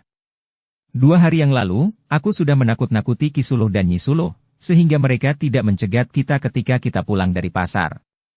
Itu berarti bahwa Ki Suluh dan Nyi Suluh benar-benar menganggap bahwa mereka tidak akan dapat mengalahkan Nyi Lurah dan Rara Wulan. Karena itu, maka hari ini mereka akan membawa kekuatan yang dapat memastikan bahwa mereka akan dapat menjemputku dan mengambil lagi Rara Wulan. Baiklah. Aku akan menjadi sangat berhati-hati. Mudah-mudahan Nyi Suluh dan Ki Suluh itu pun hanya sekedar menakut-nakuti. Menurut pendapatku, Kisah Balintang tahu benar kekuatan yang tersimpan di tanah perdikan ini, sehingga ia tidak akan mudah mengambil langkah-langkah yang dapat membahayakan diri mereka sendiri. Jadi Nyi Lurah benar-benar akan berangkat? Ya tentu saja. Bahan-bahan serta bumbu masak kita sudah habis. Terutama garam. Tentu kita tidak dapat makan tanpa garam. Nyi Duani termangu-mangu sejenak. Namun kemudian katanya, "Baiklah. Aku akan pergi bersama Nyi Lurah." Demikianlah, beberapa saat setelah Agung Sedayu berangkat ke baraknya, Sekar Mirah bersama-sama dengan Nyi Duani dan Rara Wulan pun telah berangkat pula ke pasar. Sementara itu, Gelagah Putih pun telah pergi pula ke padukuhan sebelah. Di padukuhan itu telah menunggu beberapa orang pengawal terpilih. Jika diperlukan, mereka akan dapat bergerak dengan cepat untuk membantu Sekar Mirah. Namun selain Gelagah Putih, Sabung Sari dan Sayoga pun telah meninggalkan rumah itu pula. Terakhir adalah Ki Wijil dan Nyi Wijil yang minta diri kepada Ki Jayaraga, bahwa berdua mereka akan melihat-lihat keadaan tanah perdikan. Sepeninggal mereka, Empu Isanata dan Ki Jayaraga duduk di serambi. Ketajaman penglihatan batin Empu Isanata dapat melihat apa yang sebenarnya sedang dilakukan oleh seisi rumah itu. Sambil menghirup minuman hangatnya, Empu Isanata bertanya kepada Ki Jayaraga. "Apakah Ki Jayaraga tidak pergi ke sawah?" Ki Jayaraga menggeliat. Katanya, "Rasa-rasanya aku agak segan pagi ini, Empu. Apalagi rumah ini sedang kosong." Ki Jayaraga tentu juga bertugas menjaga rumah ini, jangan sampai dibawa lari siput yang sering membawa rumah kian kemari. Ki Jayaraga tertawa katanya, "Ya, Empu. Aku juga bertugas menjaga rumah. Termasuk aku." Ki Jayaraga mengerutkan dahinya. Ia pun kemudian bertanya, "Maksud Empu?" Empu Isanata tertawa. Katanya, "Aku menghubungkan kepergian seisi rumah dengan cerita Duani, bahwa ia sudah bertemu dengan Ki Suluh dan Nyi Suluh di pasar." Ki Jayaraga pun tertawa pula. Memang sulit untuk mengelabui orang yang mempunyai ketajaman penalaran seperti Empu Isanata. "Apa yang kira-kira akan terjadi, Empu?" bertanya Ki Jayaraga. "Beberapa orang lagi akan tertangkap. Bahkan mungkin akan ada yang menjadi korban. Tetapi aku yakin bahwa mereka tidak akan berhasil menjemput Duani serta menculik Rara Wulan lagi." Ki Jayaraga menarik nafas panjang. Katanya, "Mudah-mudahan. Tetapi yang akan terjadi tentu akan meresahkan rakyat tanah perdikan. Pasar akan menjadi kalut. Para pedagang akan menjadi kalang kabut. Hal itu memang tidak akan dapat dihindari," desis Empu Isanata. Ki Jayaraga mengangguk-angguk. Namun tiba-tiba Ki Jayaraga itu berkata, "Silakan minum, Empu. Di dapur tentu masih banyak persediaan wedang serai." Empu Isanata tertawa sambil mengangguk-angguk. Katanya, "Jangan terlalu banyak minum, Ki Jayaraga." Ki Jayaraga pun tertawa pula. Katanya, "Biarlah kita berdua menunggui rumah ini sampai segala-galanya selesai. Aku memang tidak mempunyai pilihan lain. Tetapi sebenarnya lah bahwa aku tidak ingin mencampuri lagi langkah-langkah yang diambil oleh Ki Sabalintang. Aku kira Duani juga sedang memikirkan kemungkinan lain dari yang ditempuhnya selama ini. Tetapi segala sesuatunya masih akan kita lihat kemudian." Sementara itu, Sekar Mirah, Rara Wulan dan Nyi Duani sudah berada di pasar. Ketika matahari naik, pasar itu menjadi semakin ramai. Apalagi hari itu adalah hari pasaran. Ternyata Sekar Mirah juga memikirkan keributan yang dapat terjadi jika benar-benar Ki Suluh dan Nyi Suluh mencegatnya di perjalanan pulang. Namun Sekar Mirah berharap bahwa hal itu tidak dilakukan terlalu dekat dengan pasar itu, sehingga pasar itu tidak menjadi kacau.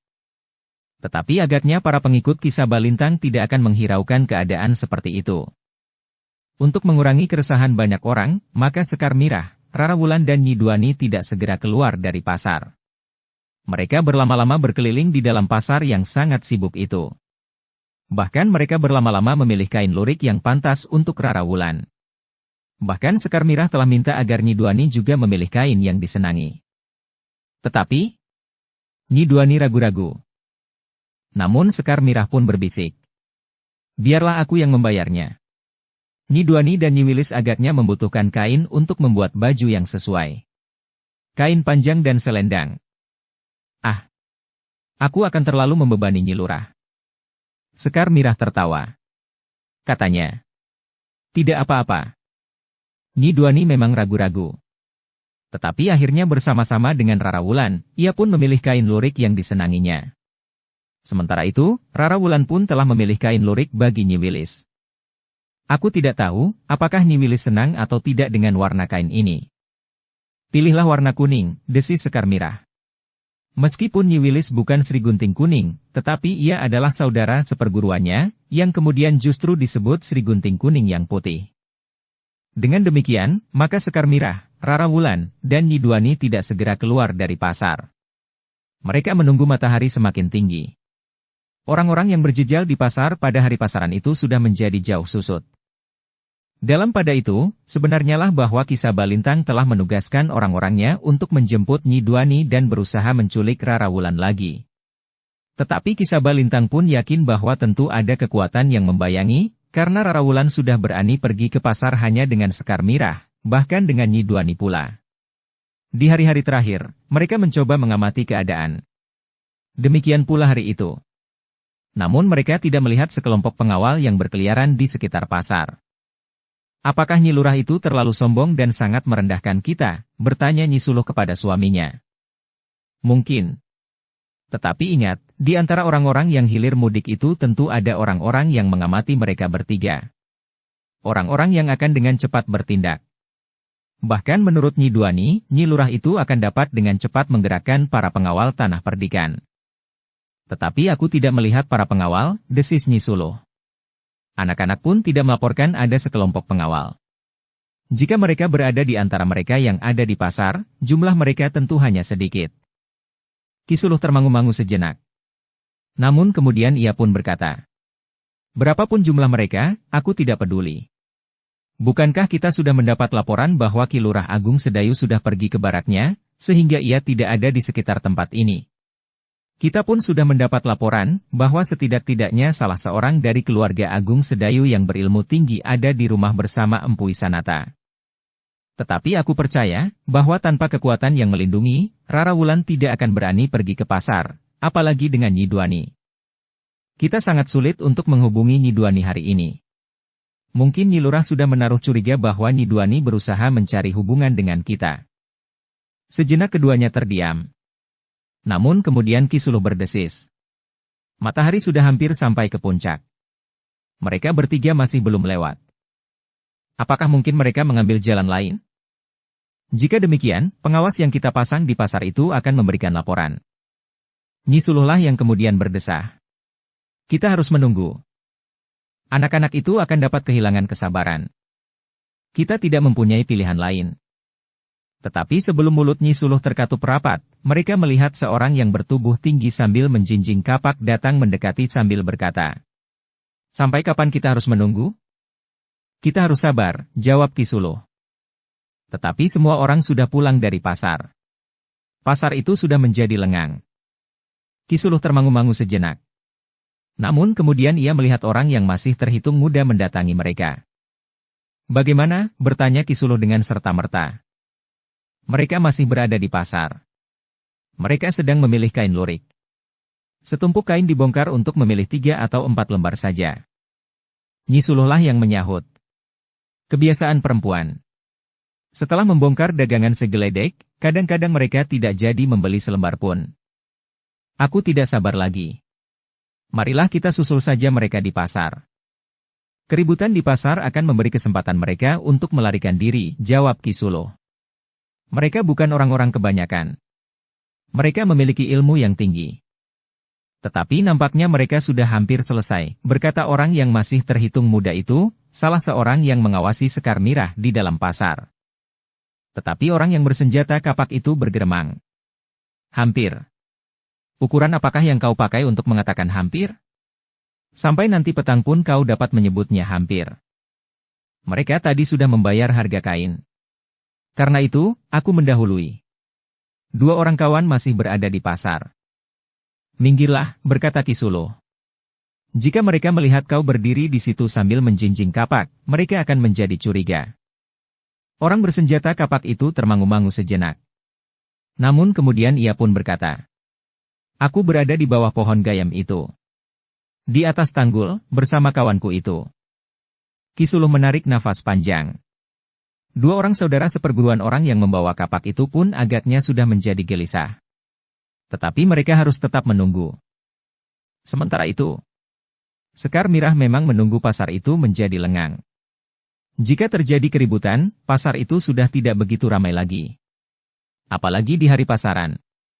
Sekar Mirah menunggu orang-orang yang berjualan sudah menyusut. Demikian pula orang-orang berbelanja. Sebagian besar di antara mereka sudah selesai dan sudah meninggalkan pasar yang menjadi lengang. Dalam pada itu, dua orang yang mengusung masing-masing seikat kayu bakar agaknya menjadi kelelahan. Mereka pun berhenti tidak terlalu jauh dari tempat Kisuluh dan Nyisuluh, dan duduk di atas tunggal di pinggir jalan. Sementara itu orang yang bersenjata kapak beserta dua orang saudara seperguruannya duduk membelakangi jalan. Namun rasa-rasanya mereka itu bagaikan duduk di atas bara karena kegelisahan. Mereka merasa sudah terlalu lama menunggu.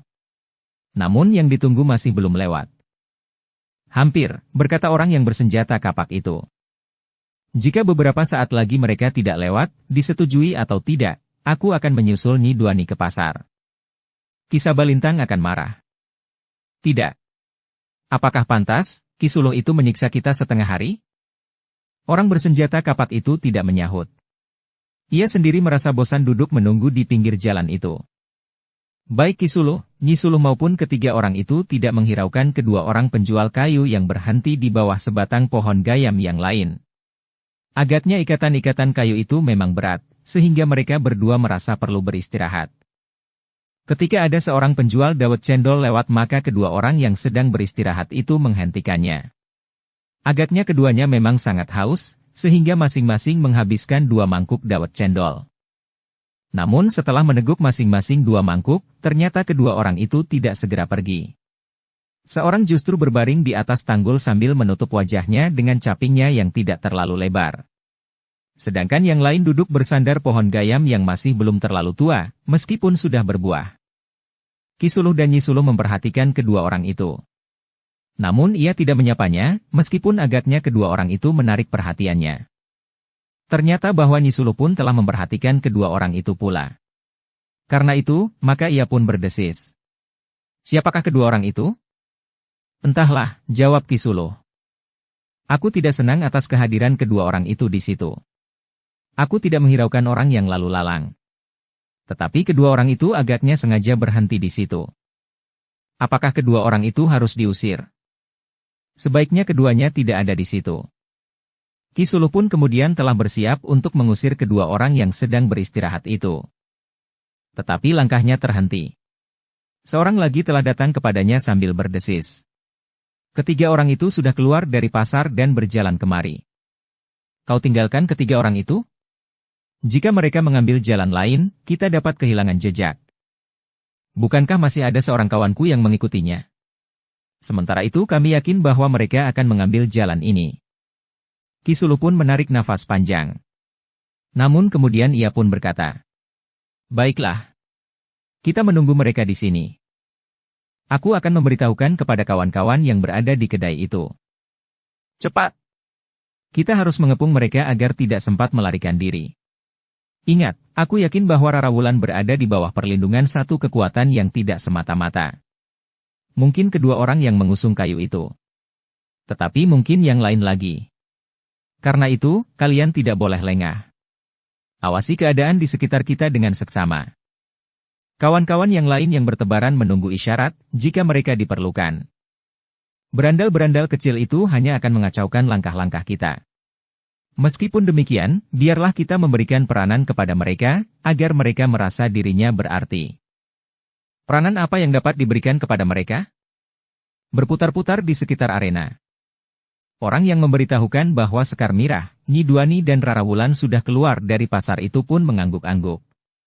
Namun kemudian ia pun berkata, aku akan ke kedai itu lebih dahulu.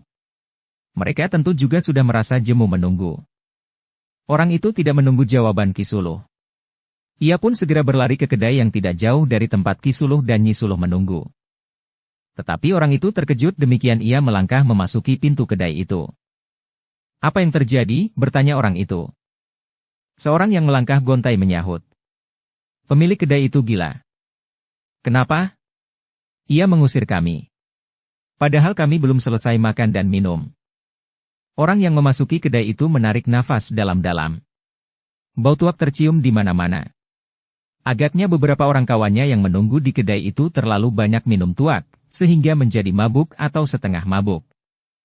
Kau apakan pemilik kedai dan pembantunya itu? Tidak, aku apa-apakan. Orang-orang itu mabuk tuak. Biar saja. Nanti akan sembuh sendiri. Kalian memang gila. Cepat. Kalian dipanggil Ki Suluh. Orang yang kita tunggu sudah akan lewat. Sudah atau akan, teriak yang lain, yang berbaring di atas amben panjang. Sebuah mangkuk berisi nasi dan lauknya tumpah di sebelahnya. Sebentar lagi, jawab orang yang datang itu. Orang itu berusaha bangkit. Katanya. Aku sudah jemu menunggu di sini. Pemilik kedai itu memang gila. Ia minta kami membayar makanan dan minuman. Tidak ada orang yang pernah minta kami membayar makanan dan minuman yang kami makan dan kami minum. Kalian telah membuat persoalan sebelum tugas pokok kita dapat kita selesaikan. Tugas pokok kita tidak akan terganggu. Marilah, cepat. Sebelum orang-orang itu lolos. 3 orang yang berada di dalam itu pun kemudian melangkah tertatih-tatih ke pintu. Mulut mereka berbau tuak dan mata mereka separuh terpejam. Dukung channel Novel Silat dengan subscribe, follow, like, komen dan share. Ingat, berkata orang yang memanggil mereka. Tugas kita adalah menjemput Nyi Duani dan menculik lagi Rara Wulan. Jika kalian dapat membawa, bawa saja Nyi Lurah Agung Sedayu. Mungkin akan berarti bagi kalian. Tongkat baja putih itu sangat berbahaya. Aku tidak melihat senjatanya. Ia tentu tidak membawa tongkat baja putih jika ia pergi ke pasar. Orang yang agak mabuk tuak itu tertawa. Katanya. Jika demikian, aku akan menangkapnya. Tetapi cepatlah sedikit. Kita tidak boleh terlambat. Mereka pun kemudian bergegas turun ke jalan. Seorang di antara mereka hampir saja jatuh terjerembab. Namun orang itu berhasil menguasai keseimbangannya. Orang yang memanggil mereka ke kedai itu pun tiba-tiba memberi isyarat agar mereka berjalan lebih lambat. Sekar Mirah, Nyi Duani dan Rara Wulan hanya beberapa langkah saja di hadapan mereka, berjalan sambil berbincang. Sementara itu beberapa puluh langkah di depan mereka, Ki Suluh dan Nyi Suluh berdiri di pinggir jalan sambil bercakap-cakap pula. Nampaknya mereka sama sekali tidak menghiraukan ketiga orang yang memang mereka tunggu. Apakah mereka tidak mengenali kita? Desis Nyi Suluh. Tentu tidak, jawab Ki Suluh. 2 hari yang lalu, mereka tidak mengetahui bahwa kita telah menemui Nyi Duani. Mereka tentu mengira bahwa kita hanya kebetulan bersama-sama membeli gula. Nyi Duani tentu bukan orang gila yang memberitahukan kehadiran kita di pasar. Bahkan sekarang pun Nyi Duani yang tentu telah melihat kita berdiri di sini, tidak akan memberitahukan kepada Nyi Lurah dan Rara Wulan. Nyi Suluh tersenyum. Katanya kemudian. Di belakang mereka, orang-orang kita telah mengikutinya. 4 orang. Ki Suluh mengangguk-angguk. Katanya. Sekarang, Rara Wulan tidak akan lepas lagi. Dalam pada itu, orang berkapak itu pun telah diberitahu pula, bahwa orang yang mereka tunggu telah datang. Ketiga orang yang duduk membelakangi jalan itu pun segera bangkit berdiri. Demikian mereka berbalik, maka mereka pun segera melihat 3 orang perempuan melangkah semakin lama menjadi semakin dekat dengan Ki Suluh dan Nyi Suluh. Nyi Duani yang berjalan di sebelah Sekar Mirah pun berdesis. Nah, lihat. Di depan kita itu adalah Ki Suluh dan Nyi Suluh. Tetapi seperti yang aku katakan, mereka tentu tidak hanya berdua. Orang yang membawa kapak, yang baru saja bangkit berdiri bersama kedua orang yang lain itu, tentu kawan Ki Suluh pula. Oh. Sekar Mirah mengangguk-angguk. Mereka kerahkan orang-orang berilmu tinggi untuk menjemputmu dan mengambil Rara Wulan lagi? Agaknya memang begitu. Nah, apakah Nyi Lurah siap menghadapi mereka? Tentu, aku sudah siap. Tetapi Nyi Lurah tidak bersenjata. Sekar Mirah mengerutkan dahinya. Seakan-akan di luar sadarnya ia pun berdesis. Apakah senjata itu penting sekali? Jika kita yakin akan kemampuan kita, maka senjata tidak akan menjadi sangat menentukan. Meskipun demikian, untuk melawan orang-orang yang bersenjata, sebaiknya kita bersenjata pula. Tetapi Nyi Lurah tidak membawa senjata. Nyi Duani menegaskan. Nyi. Sebagaimana Ki Suluh dan Nyi Suluh mempersiapkan diri, kita pun sudah mempersiapkan diri pula. Bukankah sejak semula kita sudah menduga, bahwa Ki Suluh dan Nyi Suluh tidak akan datang berdua saja? Apakah Nyi Lurah sudah mempersiapkan diri? Ya, jawab Sekar Mirah. Nyi Duani termangu-mangu sejenak. Ia tidak melihat kekuatan yang ada di belakang Sekar Mirah. Bahkan senjata pun Sekar Mirah tidak membawanya. Dalam pada itu, ketika Ki Suluh dan Nyi Suluh siap menghentikan Sekar Mirah, Nyi Duani dan Rara Wulan, tiba-tiba saja salah seorang dari kedua orang yang membawa masing-masing seikat kayu itu berdesis. Nah, itulah mereka. Sudah bosan menunggu di sini. Orang yang berbaring dan menutupi wajahnya dengan caping itu pun bangkit sambil berkata. Perempuan-perempuan itu tidak tahu diri. Mereka membeli kayu 5 keping 2 ikat, telah memaksa kita menunggu di sini sampai mataku hampir terpejam. Apa kerja mereka di pasar? Jika kita tadi berjalan terus, kita sudah dapat melakukan kerja yang lain. Tidak duduk-duduk saja di sini tanpa arti sama sekali. Ki Suluh sempat berpaling. Ternyata kedua orang itu juga menunggu Sekar Mirah. Agaknya Sekar Mirah membeli 2 ikat kayu. Tetapi penjualnya harus membawa kayu bakar itu sampai ke rumahnya. Dalam pada itu, Sekar Mirah, Nyi Duani dan Rara Wulan menjadi semakin dekat. Ketika dengan tidak sengaja Nyi Duani berpaling, maka ia pun terkejut. Dengan serta-merta ia pun berdesis. Nyi Lurah. Ada 4 orang di belakang kita. Aku yakin, mereka tentu orang-orang yang akan membantu Ki Suluh dan Nyi Suluh. Tanpa segan-segan Sekar Mirah berpaling. Bahkan sempat memandang ke-4 orang itu dengan teliti. Sambil tersenyum Sekar Mirah pun berkata. Ada di antara mereka yang sedang mabuk. Nyi Duani mengangguk. Nyi Suluh yang melihat sikap Sekar Mirah itu pun berdesis. Agaknya mereka mulai menjadi curiga. Kita akan segera menghentikan mereka, berkata Ki Suluh. Nyi Suluh mengangguk kecil. Demikianlah, ketika Sekar Mirah melangkah di depan Ki Suluh dan Nyi Suluh pun bergeser selangkah maju. Nyi Duani masih saja berpura-pura tidak mengenalinya, meskipun jantungnya berdegupan semakin cepat. Maaf Nyi Lurah, berkata Ki Suluh. Aku mohon kesediaan Nyi Lurah untuk berhenti sekejap. Sekar Mirah berpaling. Katanya. Oh, Kisanak menghentikan aku atau orang lain? Nyi Lurah. Nyi Lurah Agung Sedayu. Bukankah kau Nyi Lurah Agung Sedayu? Ya Kisanak. Aku Nyi Lurah Agung Sedayu. Siapakah Kisanak berdua? Tetapi sebelum Ki Suluh menjawab, penjual kayu itulah yang melangkah cepat-cepat mendekat sambil berkata. Nyi, bagaimana dengan kayunya? Aku sudah menunggu sampai hampir tertidur di sini.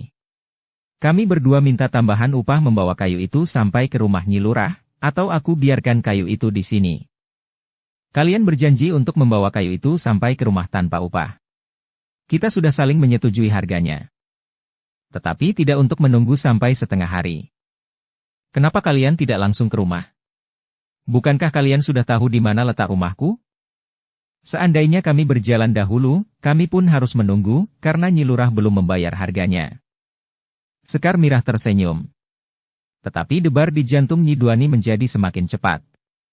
Itulah kenapa agaknya Nyi Lurah tampak tenang-tenang saja. Kedua orang penjual kayu itu adalah Sabung Sari dan Sayoga. Karena itu, dengan serta-merta Nyi Duani pun mengamati, seikat kayu itu dengan seksama. Darahnya tersirap ketika ia melihat sesuatu yang berkilat di bawah seikat kayu itu. Tongkat baja putih Sekar Mirah. Agaknya Sekar Mirah mengerti bahwa Nyi Duani telah mengenali kedua penjual kayu itu, dan mengetahui bahwa senjatanya ada di dalamnya. Karena itu, maka ia pun tersenyum sambil berdesis. Nyi, kita harus menambahi upah kedua penjual kayu ini. Nyi Duani menjadi sangat canggung. Tetapi ia belum menjawab, Ki Suluh pun telah membentak kedua orang penjual kayu itu. Jangan mengganggu. Aku ingin berbicara kepada Nyi Lurah. Kedua penjual kayu itu tidak melangkah surut. Tetapi keduanya dengan beraninya menatap Ki Suluh. Seorang di antara mereka berkata, Aku juga berkepentingan dengan Nyi Lurah. Aku tidak peduli, jawab Ki Suluh. Sementara itu, orang yang bersenjata kapak dan kedua orang kawannya telah berdiri tidak jauh pula dari mereka. Karena itu, maka Ki Suluh itu pun kemudian berkata kepada orang yang membawa kapak itu. Singkirkan orang-orang ini. Mereka hanya akan mengganggu saja. Orang bersenjata kapak itu pun kemudian berpaling kepada kedua orang penjual kayu itu. Dengan garang ia pun membentak. Pergi! Atau aku kapak kepalamu. Tetapi aku telah dirugikan oleh perempuan-perempuan itu. Itu urusanmu. Tetapi kalian harus pergi. Seorang di antara kedua orang penjual kayu itu pun kemudian berkata. Jika demikian, aku rusakkan saja ikatan kayu ini.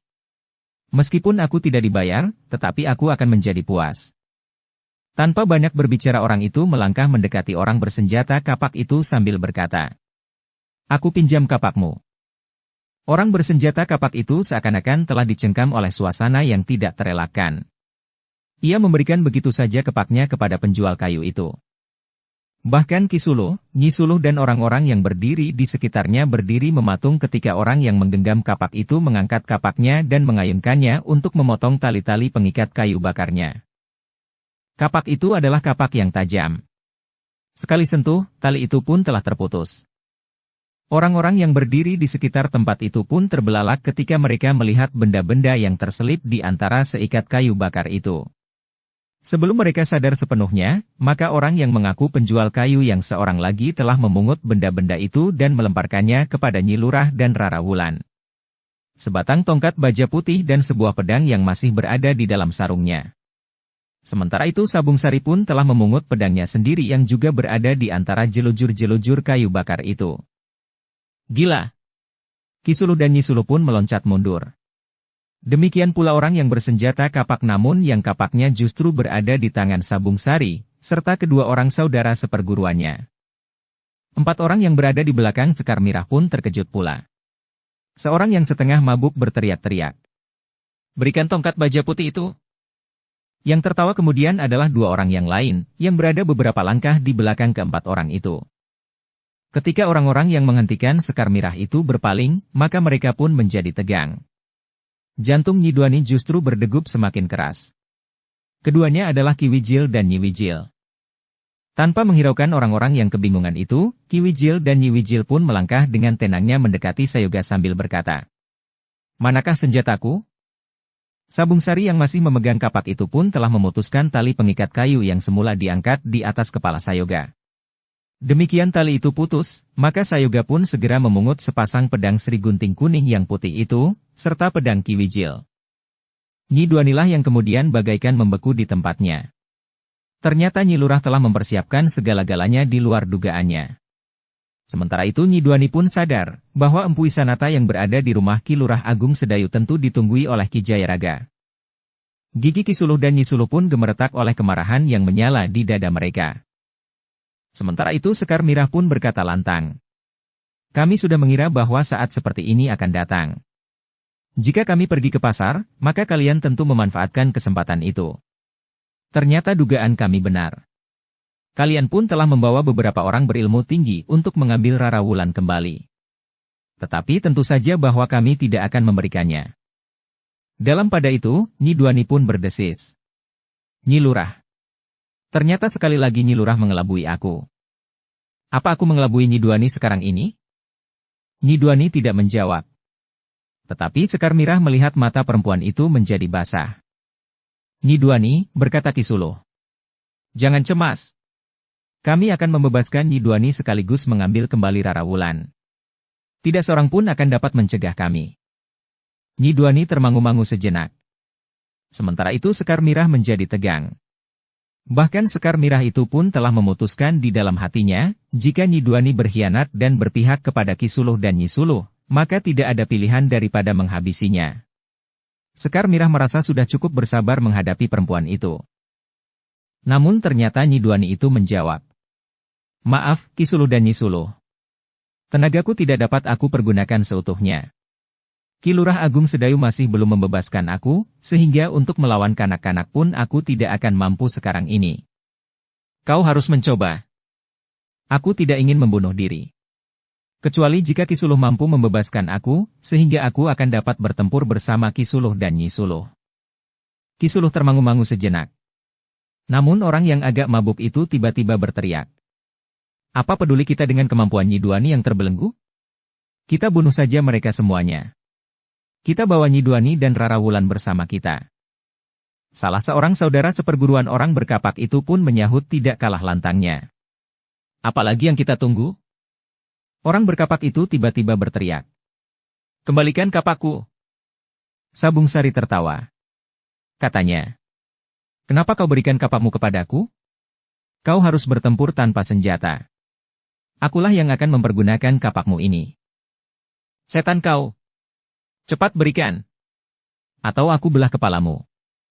Dengan apa kau membelah kepalaku? Orang bersenjata kapak itu menggeram. Senjatanya sudah berada di tangan lawannya. Demikian mudahnya. Kedua saudara seperguruan orang bersenjata kapak itu pun kemudian telah mencabut golok mereka. Dengan garang mereka menyerang Sabung Sari dan Sayoga. Namun Sabung Sari dan Sayoga pun sudah siap menghadapi mereka, sehingga karena itu maka mereka pun telah terlibat dalam pertempuran yang garang. Sabung Sari justru telah menyelipkan pedangnya yang masih berada di sarungnya pada ikat pinggangnya, sementara ia telah mempergunakan kapak yang di tangannya itu sebagai senjata. Namun ternyata Sabung Sari juga memiliki kemampuan untuk mempermainkan kapak yang berat itu. Bahkan di tangan Sabung Sari kapak itu tidak kalah berbahayanya daripada apabila kapak itu berada di tangan pemiliknya. Ki Suluh dan Nyi Suluh juga tidak menunggu lebih lama lagi. Namun sebelum mereka berbuat sesuatu, Ki Wijil dan Nyi Wijil telah berada di hadapan mereka. Dengan nada rendah Ki Wijil berkata, biarlah yang tua-tua membuat arena permainan sendiri, Kisanak. Ternyata orang-orang tanah perdikan ini licik, geram Ki Suluh. Ah! Ki Wijil berdesah. Apanya yang licik? Permainan kita adalah permainan yang menarik. Kita saling merunduk. Apa salahnya?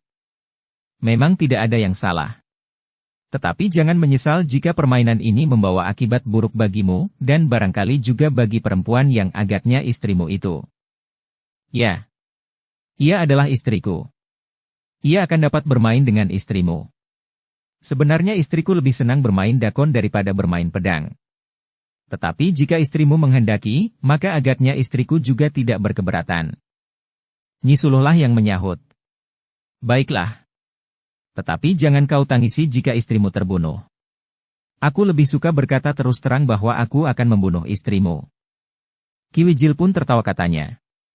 Istriku akan dapat menjaga dirinya sendiri. Kami pun sudah berjanji bahwa kami akan saling menangisi jika salah seorang di antara kami terbunuh dalam pertempuran. Tetapi jika kami berdua terbunuh bersama-sama, maka tidak akan ada yang menangisi kami. Namun kami akan memilih untuk dapat bertahan hidup. Kami lebih senang membunuh daripada dibunuh. Ki Suluh mengerutkan dahinya namun sebelum ia berkata sesuatu, Nyi Suluh sudah menyingsingkan kain panjangnya agaknya ia memang sudah bersiap dengan pakaian khususnya di bawah pakaian perempuannya. Nyi Wijil telah bersiap pula. Bahkan ia tidak sekedar menyingsingkan kain panjangnya. Tetapi Nyi Wijil sengaja melepas kain panjangnya dan bahkan bajunya. Ki Suluh dan Nyi Suluh terkejut. Mereka melihat seorang perempuan dengan pakaian yang ciri-cirinya dapat dikenalinya. Hampir berbareng Ki Suluh dan Nyi Suluh berdesis. Sri Gunting Kuning. Kalian pernah bertemu dengan Sri Gunting Kuning? Bertanya Nyi Wijil. Ki Suluh dan Nyi Suluh itu pun menggeleng. Dengan nada berat Ki Suluh berkata, aku belum pernah bertemu dengan orangnya, tetapi aku mengenal ciri-cirinya. Beruntunglah bahwa akhirnya aku sempat juga berhadapan dengan Sri Gunting Kuning. Baiklah. Aku tidak akan memberikan tanggapan apapun juga. Nah, sekarang bersiaplah. Nyi Wijil sempat menggulung pakaian perempuannya dan melemparkannya ke onggokan kayu bakar yang telah terserak karena talinya sudah diputus. Sejenak kemudian, Nyi Wijil itu pun telah bertempur melawan Nyi Suluh. Dua orang yang rambutnya sudah mulai beruban. Namun ternyata keduanya masih mampu bergerak dengan cepat dan tangkas. Sementara itu, Ki Suluh harus berhadapan dengan Ki Wijil. Keduanya pun adalah orang-orang yang berilmu tinggi. Yang kemudian harus berhadapan dengan orang-orang yang berbau tuak itu adalah Sekar Mirah dan Rara Wulan. Sekar Mirah sendiri tidak cemas tentang dirinya sendiri. Tetapi Sekar Mirah cemas ketika ia menyadari bahwa Rara Wulan harus berhadapan dengan dua orang lawan. Untunglah bahwa kedua-duanya tidak berada dalam kesadaran penuh. Seorang di antara mereka masih merasa pening karena mabuk, sementara kawannya lebih berat lagi. Matanya sedikit kabur. Otaknya tidak dapat bekerja sepenuhnya. Sementara itu, Sekar Mirah juga harus bertempur melawan dua orang. Meskipun seorang di antaranya sedikit mabuk, tetapi orang itu masih mampu mengatasi mabuknya, sehingga orang itu mampu bertempur dengan baik. Namun dalam pada itu, tiba-tiba saja beberapa orang datang menghambur. Mereka adalah para pengikut Kisah Balintang. Meskipun mereka bukan orang-orang berilmu setinggi orang-orang yang lebih dahulu hadir di tempat itu, namun jumlah mereka ternyata cukup banyak. Sekar Mirah memang menjadi cemas. Jika lawan Rara Wulan bertambah lagi, maka ia akan benar-benar dalam keadaan bahaya. Karena itu, maka tongkat Sekar Mirah pun segera terayun-ayun mengerikan. Apalagi lawan-lawannya menyadari bahwa tongkat baja putih itu adalah senjata pertanda kepemimpinan perguruan Kedung Jati, sehingga pengaruhnya sangat terasa dalam pertempuran itu. Kedua lawan Sekar Mirah tidak mau dengan serta-merta membenturkan senjata-senjata mereka pada tongkat baja putih itu. Sebenarnya lah sejenak kemudian orang-orang yang datang menghambur dari beberapa arah itu telah mengepung arena pertempuran. Kisuluhlah yang kemudian meneriakkan aba-aba. Kepung mereka! Kali ini tidak boleh gagal. Orang-orang yang datang kemudian itu pun kemudian bukan sekedar melingkari arena pertempuran, tetapi mereka mulai bergerak berputaran. Kepungan mereka menjadi semakin rapat seorang-seorang mulai terlepas dari lingkaran dan menyusup ke dalam arena pertempuran. Sekar Mirah benar-benar menjadi cemas. 3 orang dengan cepat bergerak di sekitar Rara Wulan. Mereka sadar betul bahwa gadis itu adalah sasaran utamanya. Sedangkan 3 orang yang lain dengan cepat mulai mendekati Nyi Duani. Perempuan itu pun harus dibebaskan dari tangan orang-orang tanah perdikan menoreh. Rara Wulan telah mengerahkan segenap kemampuannya, orang-orang yang mabuk itu masih dapat diimbanginya, tetapi ketika kemudian datang lagi 3 orang yang mengeroyoknya, maka Rara Wulan pun segera mengalami kesulitan. Sekar Mirah yang melihat keadaannya, berusaha untuk dapat membantunya. Tetapi beberapa orang dengan sengaja telah memisahkannya dari Rara Wulan. Sementara itu, ketika 3 orang yang mendekati Nyi Duani bersiap untuk membawanya, maka Nyi Duani itu pun berkata, "Tunggu. Aku ingin melihat orang-orang itu tidak berdaya lagi." Karena itu, maka ketiga orang itu tidak segera membawa Nyi Duani pergi. Mereka hanya membawa Nyi Duani menepi. Dalam pada itu, betapapun Sekar Mirah berusaha, tetapi ia benar-benar telah terkepung pula. Jaraknya dengan Rara Wulan justru menjadi semakin jauh. Sabung Sari juga melihat kesulitan yang dialami oleh Sekar Mirah. Karena itu, maka ia tidak mempunyai pilihan lain. Ia harus memecahkan perlawanan saudara seperguruan orang berkapak itu serta orang berkapak itu sendiri, yang kemudian telah merebut senjata salah seorang pengikut Kisah Balintang yang datang kemudian. Bukan saja Sekar Mirah, Sabung Sari dan Sayoga sajalah yang menjadi gelisah melihat Rara Wulan. Tetapi Ki Wijil dan Nyi Wijil pun menjadi gelisah pula. Tugas mereka semuanya adalah melindungi Rara Wulan, sementara Rara Wulan berada dalam bahaya. Bahkan Nyi Duani pun menjadi gelisah pula.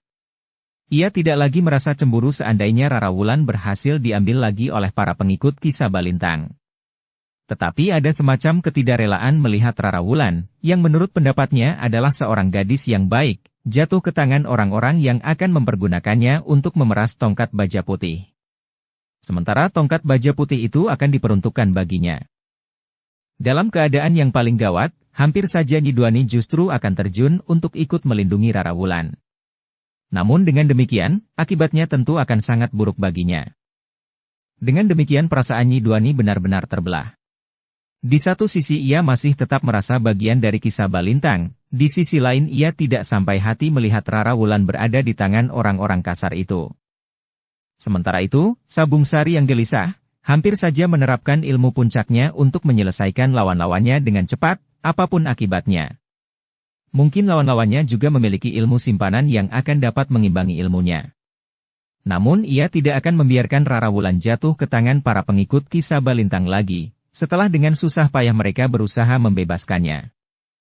Namun sebelum hal itu dilakukan, maka Sabung Sari pun menarik nafas panjang. Ia sempat meloncat mengambil jarak untuk melihat sekelompok pengawal berlari-lari ke arena pertempuran. Di antara mereka adalah Gelagah Putih. Sekar Mirah pun tersenyum melihat kehadiran Gelagah Putih.